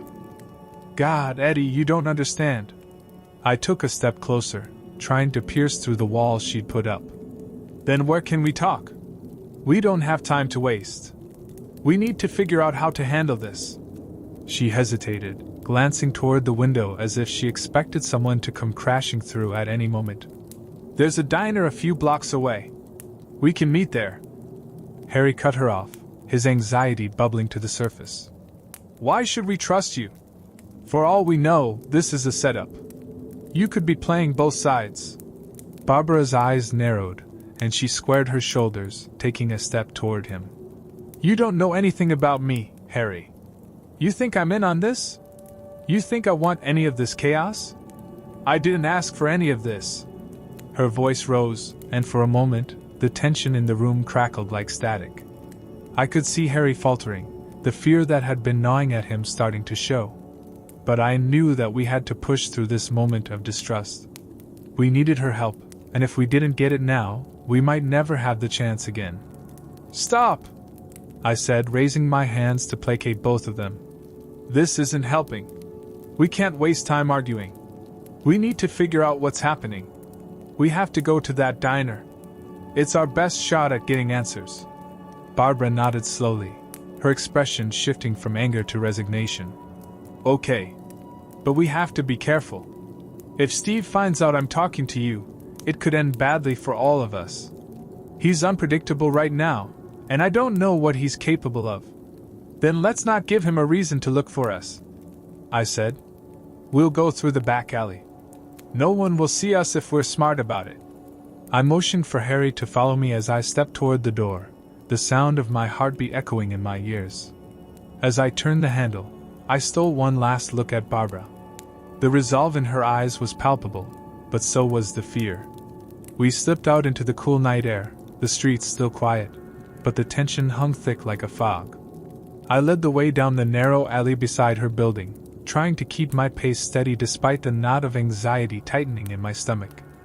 I could hear Harry's footsteps behind me, the shuffling noise betraying his apprehension. As we reached the end of the alley, I glanced back at Barbara, who was following closely behind. She looked out of place, like she didn't belong in this world of darkness and danger. I felt a pang of protectiveness surge within me, even as the doubts about her intentions clawed at my mind. We emerged onto the street, and I directed us toward the diner, which glowed softly in the distance. The neon sign flickered, casting eerie shadows across the sidewalk. It was a place I had frequented in the past, a diner known for its greasy burgers and late-night coffee. In this moment, it felt like the eye of the storm. As we walked, the streets felt deserted, but I couldn't shake the feeling that we were being watched. Every shadow seemed to harbor a threat, every car passing by could be a sign of danger. I fought the urge to glance over my shoulder, to look for someone trailing us, but I knew it would only heighten my paranoia. Barbara walked closely beside me, her eyes darting around as if she were scanning for a threat. "You don't have to do this, Eddie," she said quietly. "You don't know how deep this goes. I never wanted any of this." I felt a surge of frustration. "Neither do we, Barbara. But you're part of this now. We're in this together whether we like it or not. You need to tell us everything you know." We reached the diner and slipped inside, the smell of fried food and coffee instantly enveloping us. The place was nearly empty, a couple of tired patrons scattered at the counter, nursing mugs of coffee. I chose a booth in the far corner, where we would be less exposed, and we slid in, the vinyl seats sticky beneath us. Barbara sat opposite me, her expression serious as she looked back and forth between me and Harry. "Okay," she said, her voice steadying. "I'll tell you what I know, but you have to promise to listen carefully. Things are more complicated than they seem." I leaned forward, the tension in my body tightening as I braced myself for what was coming. "We're listening." She took a deep breath, her fingers tapping nervously against the table. "Steve has been acting paranoid for weeks, even before the job. He thinks someone's been watching him, someone from his past. He's convinced there's a rat in the crew, and it's made him reckless. You saw how he reacted after the job went south. He's not thinking straight." I exchanged a glance with Harry, who was listening intently, his own anxiety evident in the way he held himself. "Why didn't you tell us this sooner?" I asked, frustration creeping into my voice. "If you knew he was losing it, why didn't you say something?" "Because I didn't know who to trust," Barbara snapped, her patience wearing thin. "You have to understand, Eddie. Steve's not just a criminal. He's ruthless, and he doesn't hesitate to eliminate threats. If I had told you, it could have put both of you in danger." "Great," Harry muttered, his voice laced with sarcasm. "So we're just supposed to sit back and wait for him to decide we're the threats?" Barbara shot him a glare, then turned back to me. "That's why you need to understand Steve's plan. He's trying to lay low, but he's also preparing for something big. He's in deeper than I thought, and I don't know exactly what it is. All I know is that whatever he's planning, it's dangerous, and if he thinks you two are a liability, he won't hesitate to eliminate you." I felt the weight of her words settle heavily in my stomach. "So what's our move? How do we get out of this?" Barbara hesitated, her expression darkening. "We need to find out who he thinks the rat is. If we can figure that out, maybe we can turn it against him, make him second-guess his paranoia." "And how do we do that?" Harry asked, crossing his arms over his chest defensively. Barbara looked at both of us, her resolve hardening. "There's someone I can reach out to, someone who knows Steve's network better than anyone. But it's risky. If Steve catches wind of it, then we'll make sure he doesn't." I interrupted, determination filling my voice. "We can't let fear dictate our moves anymore. We have to act, or we'll be sitting ducks." She nodded slowly, though the worry etched on her face didn't disappear. "Okay, but you need to promise me you won't take unnecessary risks. I don't want either of you to get hurt because of my choices." "Trust me," I replied, trying to sound more confident than I felt. "We're in this together now." As we spoke, I noticed the diner's door swing open, a figure silhouetted against the bright light outside. My heart raced as I turned to look, fear shooting through me. The last thing we needed was an unexpected visitor. But it was just a couple of late-night patrons, laughing as they stumbled inside, oblivious to the storm brewing around us. When I turned back to Barbara, she was watching me closely, her expression softening slightly. "Eddie, I know things have gotten complicated, but I want you to know I never meant for any of this to happen. I got caught up with Steve, and I thought I could handle it. I thought I could control it. I get it," I said, my voice softer now. "But this isn't just about you anymore. We're all in this together." The three of us spent the next few minutes discussing potential leads, weighing our options carefully. Barbara suggested a few names, people who were close to Steve but might be willing to talk. But every name came with its own risks. The diner buzzed with the muted conversations of the few patrons scattered around. I kept my voice low as we discussed our options, acutely aware of the potential for someone to overhear us. Every minute spent in the diner felt like a ticking clock, our lives hanging in the balance of our next move. "I think we should start with Jimmy," Barbara said, her brow furrowing in concentration. "He used to be Steve's right-hand man before he got locked up. He might have insight into Steve's operations and who he suspects." "Jimmy?" Harry interjected, skepticism written all over his face. "The guy who's been in and out of prison. You think he'll talk to us?" Barbara nodded firmly. "He's out now, and he's looking for a way back into the game. If we can convince him we're on his side, he might be willing to give us some intel." I leaned back in the booth, weighing the options. "All right, but how do we find him? I don't want to go walking into another trap." Barbara's eyes flickered with thought, and I could see her mind racing. "I can reach out to some of my contacts. They might know where he's staying or where we can find him. But we need to be careful. If Steve has eyes on him, it could get complicated." "Complicated seems to be our middle name," I said dryly, feeling the weight of the situation press down on me. "What about Steve?" Harry asked, leaning in. "How do we make sure he doesn't find out we're looking into Jimmy? He could have eyes everywhere, especially with how paranoid he's been." Barbara's expression darkened again. "That's the risk we have to take. If we can get to Jimmy first, we might be able to anticipate Steve's next move. But we have to act fast. The longer we wait, the more time Steve has to tighten his grip." I felt a wave of determination wash over me. This was our shot to reclaim control of the situation. "Let's do it. We can't let fear dictate our actions. We need to be proactive." As we finished our coffee and prepared to leave, I noticed a flicker of movement out of the corner of my eye. A figure had entered the diner, tall and broad-shouldered, casting a long shadow across the floor. My stomach dropped as I recognized him. Steve. He strolled in with a confident swagger, the kind of presence that commanded attention. I felt my heart race, my mind racing with thoughts of escape. He hadn't seen us yet, but I could feel the air grow thick with tension. "Quick, act natural," I whispered urgently to Barbara and Harry. "We need to get out of here without drawing attention." Barbara nodded, her eyes wide with fear, while Harry fidgeted nervously. I could see the wheels turning in their minds, the desperation to avoid confrontation palpable. Steve headed straight to the counter, chatting with the waitress in a familiar manner, his back to us. I had to think fast. We couldn't let him catch a whiff of what we were planning. If he knew we were onto him, it could seal our fate. "Let's go," I said, motioning for Barbara and Harry to follow me. We slid out of the booth and moved toward the back exit, praying that Steve wouldn't turn around at the wrong moment. As we neared the door, I heard Steve laugh, a low rumble that sent shivers down my spine. "Just my luck to run into you here, Carla," he said, his voice booming as he leaned against the counter. I glanced back, my heart pounding in my chest. He was still distracted, but we didn't have time to waste. We slipped out the door and into the alley behind the diner, the cool night air hitting us like a slap in the face. "Did he see us?" Harry asked, panting slightly. "I don't think so," I replied, but I didn't feel entirely confident. "We have to move fast.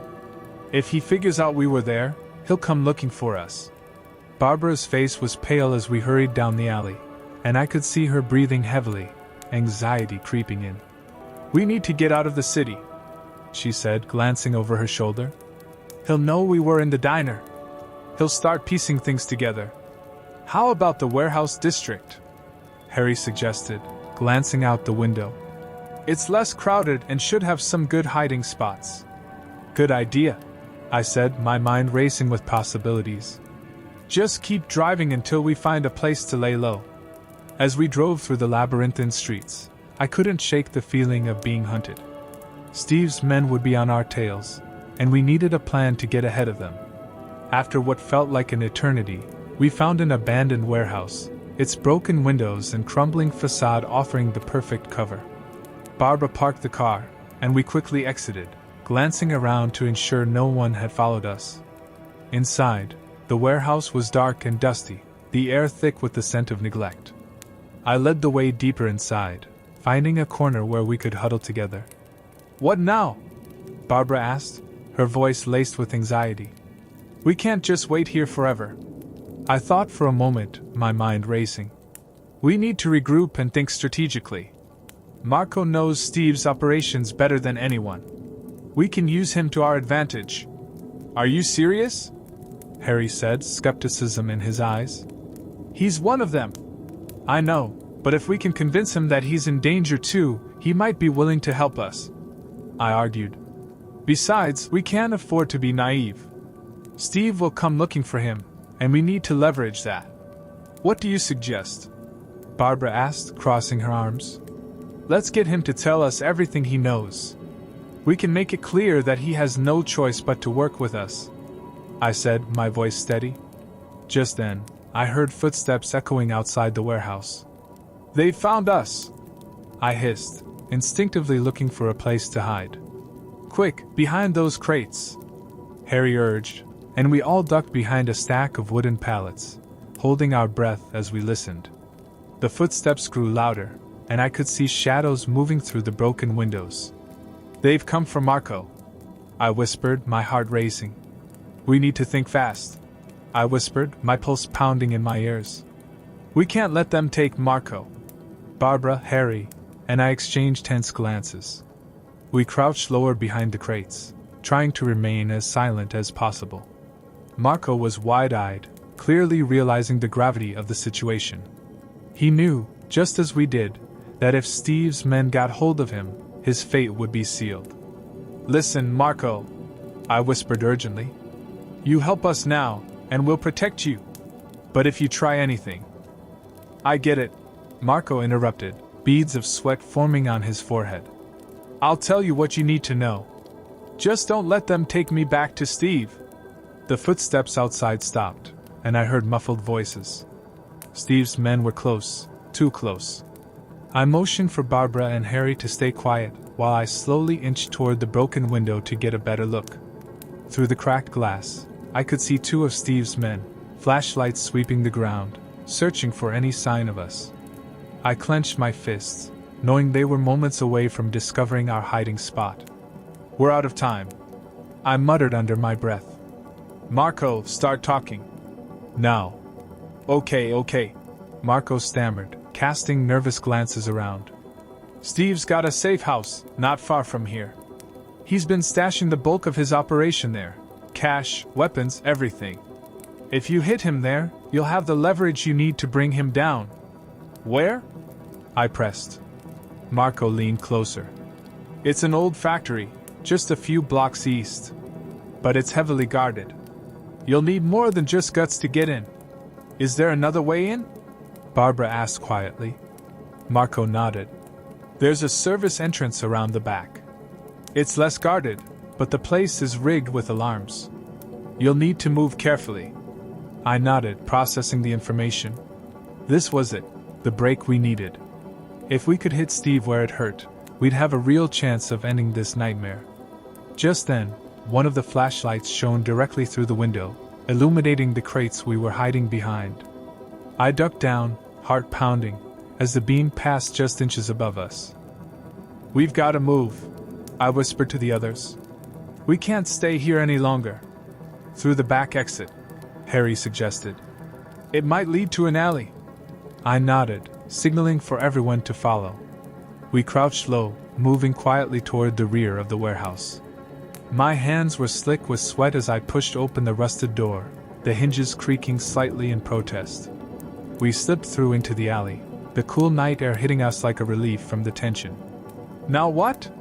Barbara asked in a hushed tone, her eyes darting nervously around. "We go to the factory," I said, my voice filled with determination. "This is our chance. We take the fight to Steve before he finds us." Marco hesitated, looking like a man caught between two bad choices. "If you go there, you better be ready for a war," he warned. "Steve won't go down without a fight." "I don't expect him to," I said, locking eyes with him. "But I'm done running. It's time we ended this." We moved quickly through the dark streets, staying in the shadows, keeping our heads down. Marco led the way, his eyes darting nervously as we approached the old factory. The building loomed in front of us, its windows shattered and walls covered in graffiti. But the faint glow of light from inside told us it was still very much in use. "This is it," Marco whispered. "We go in through the service entrance, just like I said." We approached the back of the building, keeping close to the walls. I could see 2 guards stationed by the main entrance, but Marco had been right. There was a service door further down, guarded by just 1 man. "Wait here," I whispered to the group. "I'll handle the guard." I crept forward, moving silently in the darkness. The guard was distracted, lighting a cigarette and staring off into the night. In one swift motion, I grabbed him from behind, covering his mouth and knocking him out before he could make a sound. I signaled to the others, and we moved quickly toward the door. "Let's go," I said, my heart pounding as I opened the door and slipped inside. The interior of the factory was dimly lit, with the faint hum of machinery in the distance. We moved cautiously through the narrow corridors, the tension thick in the air. "Steve will be in the main office," Marco whispered, leading the way. "But be careful, there are cameras everywhere." We ducked into a side hallway as 2 more guards walked by, narrowly avoiding detection. I could feel the adrenaline coursing through me, my mind racing with the possibilities of how this could all play out. Finally, we reached the office. The door was slightly ajar, and through the crack, I could see Steve sitting at a desk, reviewing documents. This was it, the moment we'd been waiting for. I turned to Barbara and Harry, nodding silently. They understood. We were ready. I kicked the door open, storming into the room with my gun drawn. Steve looked up, surprise flashing across his face before quickly morphing into anger. "Eddie," he growled, standing up slowly. "I should have known you'd come for me." "This ends tonight, Steve," I said, my voice steady, the barrel of my gun aimed squarely at him. "You're done." Steve smirked, his hands raised slightly. "You think you've won? You're just as naive as I thought." "I'm not here to play games," I said, stepping closer. "You're going to turn yourself in, and this whole thing ends right now." Steve's eyes narrowed. "And if I don't?" Before I could respond, a loud bang echoed through the room. I turned just in time to see Marco, standing in the doorway with a gun in his hand, smoke still rising from the barrel. Steve staggered, clutching his chest, blood blossoming on his shirt as he collapsed to the ground. For a moment, there was silence, stunned disbelief. "Marco, what did you do?" I asked, my voice low with shock. "He was never going to let us walk away," Marco said, his voice shaking. "I had to do it." I stared at Steve's lifeless body, the weight of everything crashing down on me. It was over. After all the fear, the running, the fighting, Steve was finally gone. But it didn't feel like victory. It felt like survival. "We need to go," Harry said softly, pulling me from my thoughts. "Before more of his men show up." I nodded, feeling the numbness settle in. "Let's get out of here." We moved quickly, slipping out of the factory and disappearing into the night. As we walked away, I couldn't help but wonder what the future held for us now that Steve was gone. We had survived, but at what cost? Barbara placed a hand on my arm as we walked, giving me a reassuring look. "It's over, Eddie. We're free." I nodded, but deep down, I knew that freedom came with a price. We had won, but the scars of what we'd been through would stay with us forever. And as we disappeared into the night, I realized that while the battle was over, the journey to rebuild our lives was only just beginning. "Let's get back to the car," I said, urgency propelling my steps. "We can head to the garage and lay low for a while until we figure out our next move." We moved swiftly, keeping to the shadows as we navigated through the winding back streets. Each corner we turned felt like stepping deeper into a dangerous game, and I could feel my pulse quickening, adrenaline coursing through my veins. Finally, we reached the car, parked discreetly on a quiet street. I could barely contain my relief as we slipped inside, the familiarity of the vehicle providing a small sense of security. As I started the engine, Barbara leaned forward, urgency lacing her voice. We need to be smart about this. If Steve suspects anything, he'll come after us without hesitation. We can't afford any mistakes." "I know," I said, gripping the steering wheel tightly as I pulled out onto the road. "But we can't let fear hold us back. We need to find Jimmy, and we need to do it quickly." Harry sat in the back seat, his face drawn and tense. "What if he's not willing to talk? What if he warns Steve?" "We'll cross that bridge when we get there," I said, determination fueling my words. "But we have to try. It's our only shot." The city lights flickered past us as we drove, the weight of our choices pressing heavily on my mind. Every decision felt like a double-edged sword, and the stakes were higher than ever. As we navigated the familiar streets, I could feel the looming threat of Steve's watchful gaze over us, a predator waiting for the perfect moment to pounce. After a short drive, we arrived at a dilapidated building on the outskirts of town, a place I knew had been a haunt for low-level criminals and those looking to slip through the cracks. Jimmy had always been associated with it, a ghost of his past lingering in the shadows. I parked the car in a dimly lit alley beside the building, my heart racing as I turned to Barbara and Harry. "This is it," I said, my voice low and steady. "We need to stay sharp. Keep your eyes open." As we stepped out into the cool night air, I could sense the tension rising again. This was the moment of truth, and every instinct in me was screaming to be cautious. We approached the entrance, a rusty door with peeling paint, and I knocked firmly, hoping Jimmy was inside and not somewhere else causing trouble. Moments later, the door creaked open, revealing a disheveled figure with a wary expression. It was Jimmy, his eyes narrowing as he recognized me. "Eddie? What the hell are you doing here?" "Jimmy, we need to talk," I said, trying to keep my tone neutral despite the whirlwind of emotions inside me. "It's important." He hesitated, glancing behind me at Barbara and Harry. "You shouldn't be here. Things have changed since the last time I saw you. You really don't want to get mixed up in this." I took a step forward, my voice firm. "We're already mixed up in it, Jimmy. It's about Steve. We need to know what he's planning." The color drained from Jimmy's face, and for a moment, I thought he might slam the door in our faces. But he opened it wider, stepping aside reluctantly. "All right, but you'd better be careful. I don't want to end up in the crossfire." We stepped inside, the dim light illuminating a cluttered room filled with old furniture and remnants of a life left behind. It was cramped, and I could feel the tension rising as Jimmy closed the door behind us, sealing us in. "Sit," he said curtly, gesturing to a couple of rickety chairs scattered around the room. "But make it quick. I don't want to be here longer than I have to."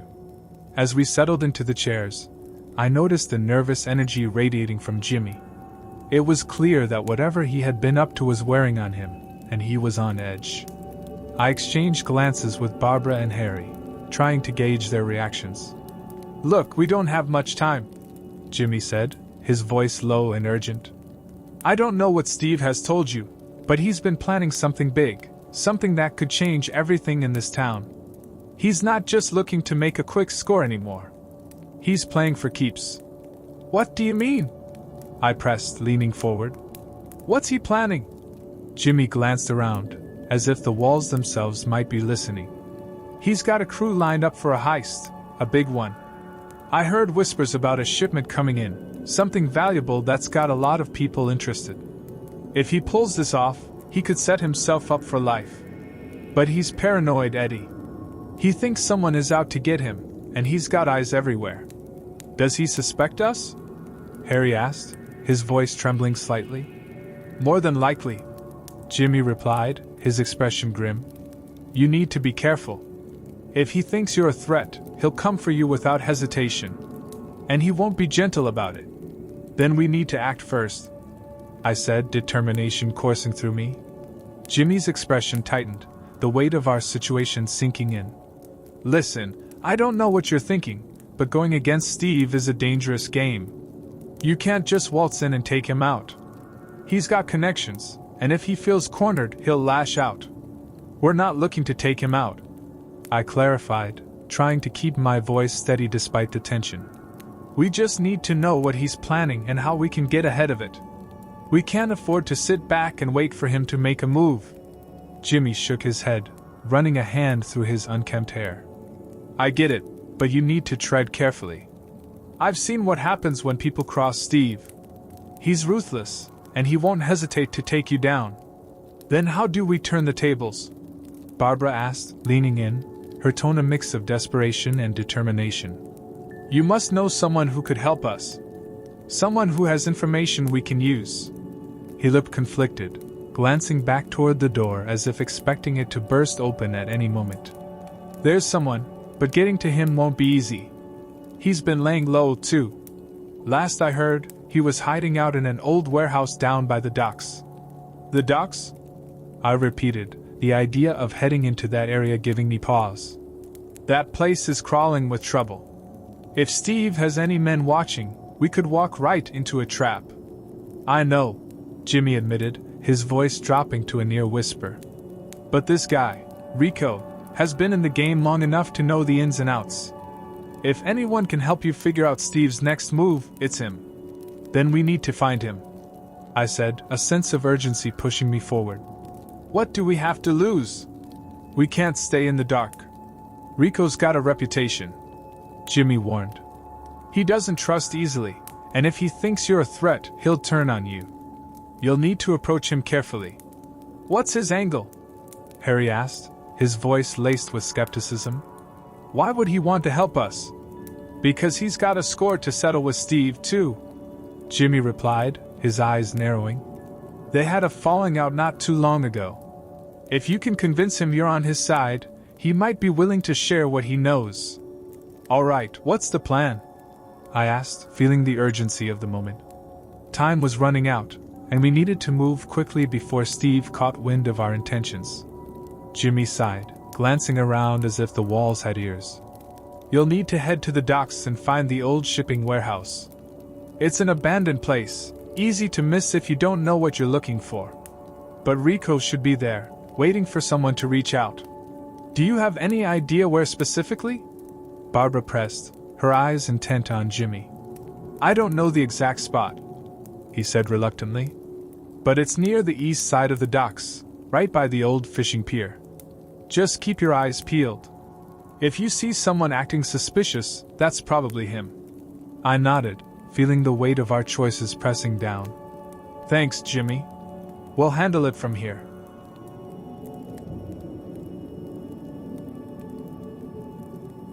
Look, we don't have much time, Jimmy said, his voice low and urgent. I don't know what Steve has told you, but he's been planning something big, something that could change everything in this town. He's not just looking to make a quick score anymore. He's playing for keeps. What do you mean? I pressed, leaning forward. What's he planning? Jimmy glanced around, as if the walls themselves might be listening. He's got a crew lined up for a heist, a big one. I heard whispers about a shipment coming in, something valuable that's got a lot of people interested. If he pulls this off, he could set himself up for life. But he's paranoid, Eddie. He thinks someone is out to get him, and he's got eyes everywhere. Does he suspect us? Harry asked, his voice trembling slightly. More than likely, Jimmy replied, his expression grim.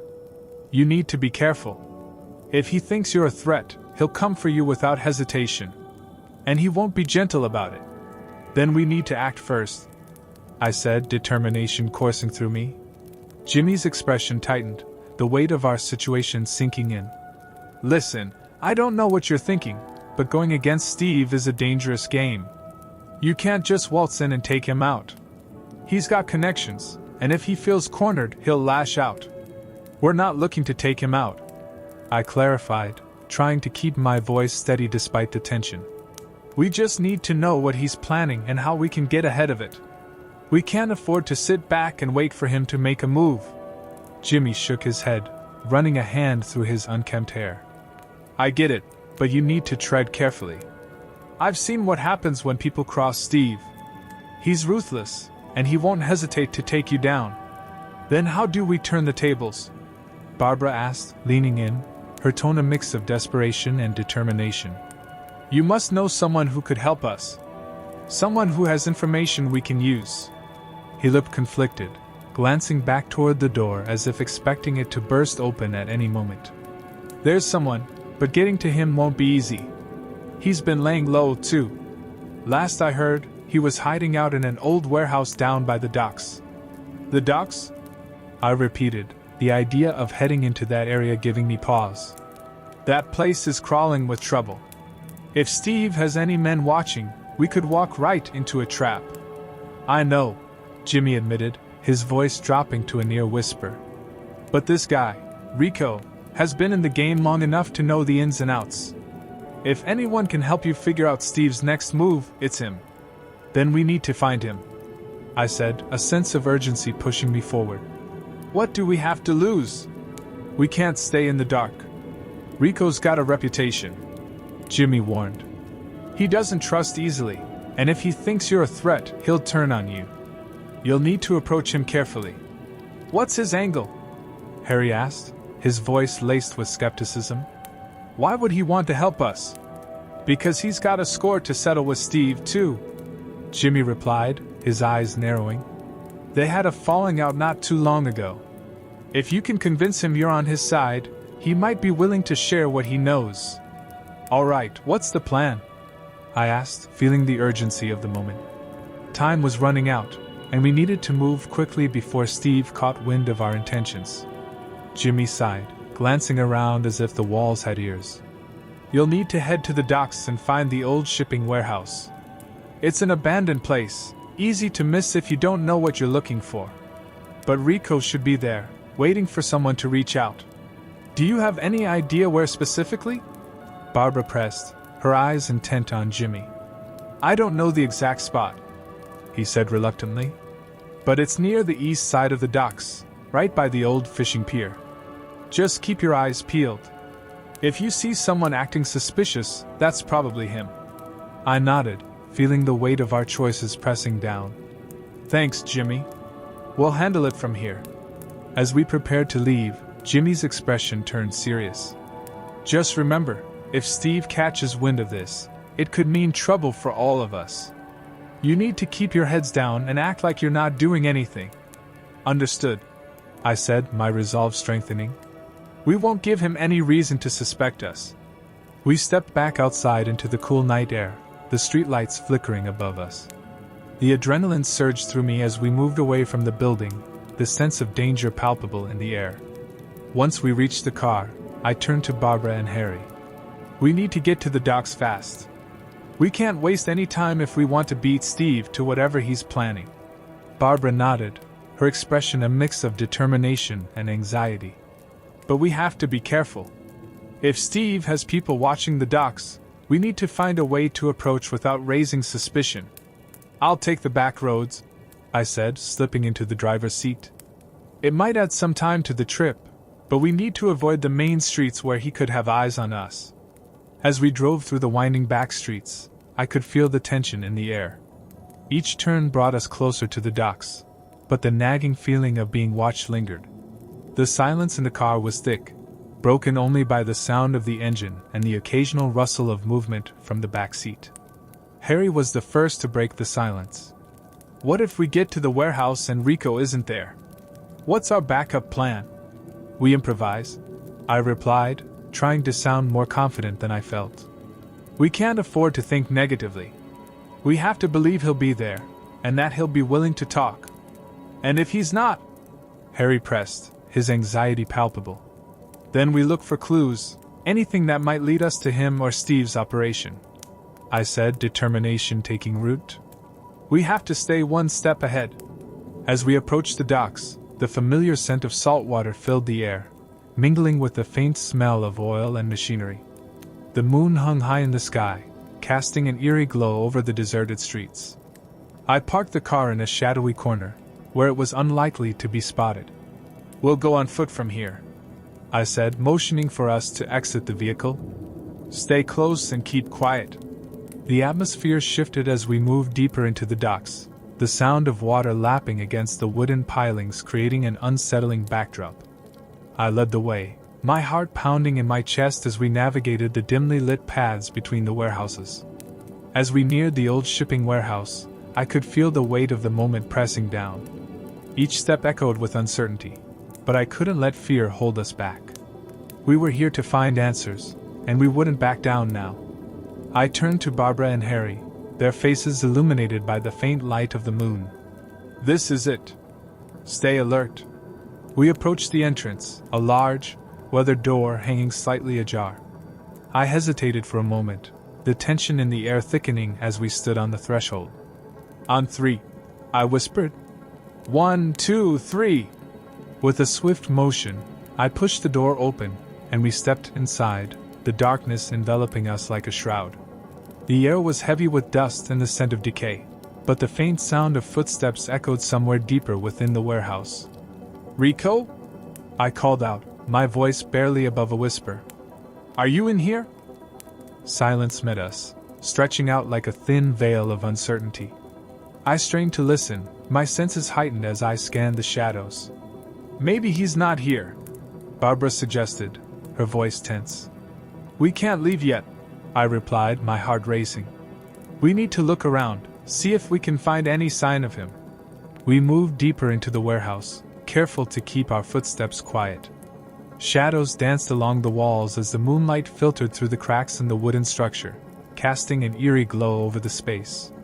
Suddenly, a noise broke the stillness, metal clanking against metal. We froze, exchanging wary glances. The sound came from a darkened corner of the warehouse. An instinct kicked in as I signaled for us to move cautiously toward it.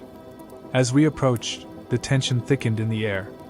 I held my breath, ready for anything as I peeked around the corner. What I saw sent a jolt of fear coursing through me.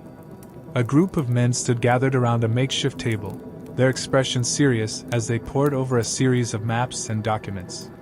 They were clearly part of Steve's crew, and the reality of our situation hit me hard. We had stumbled into a den of danger, and it was too late to turn back now. "What do we do?" Harry whispered, panic creeping into his voice. "We need to retreat," I said, backing away slowly. "We can't let them see us." But as we turned to leave, a loud crash echoed through the warehouse. The men froze, and I felt a wave of dread wash over me. They had heard us. "Get down!" I shouted, pushing Barbara and Harry behind a stack of crates.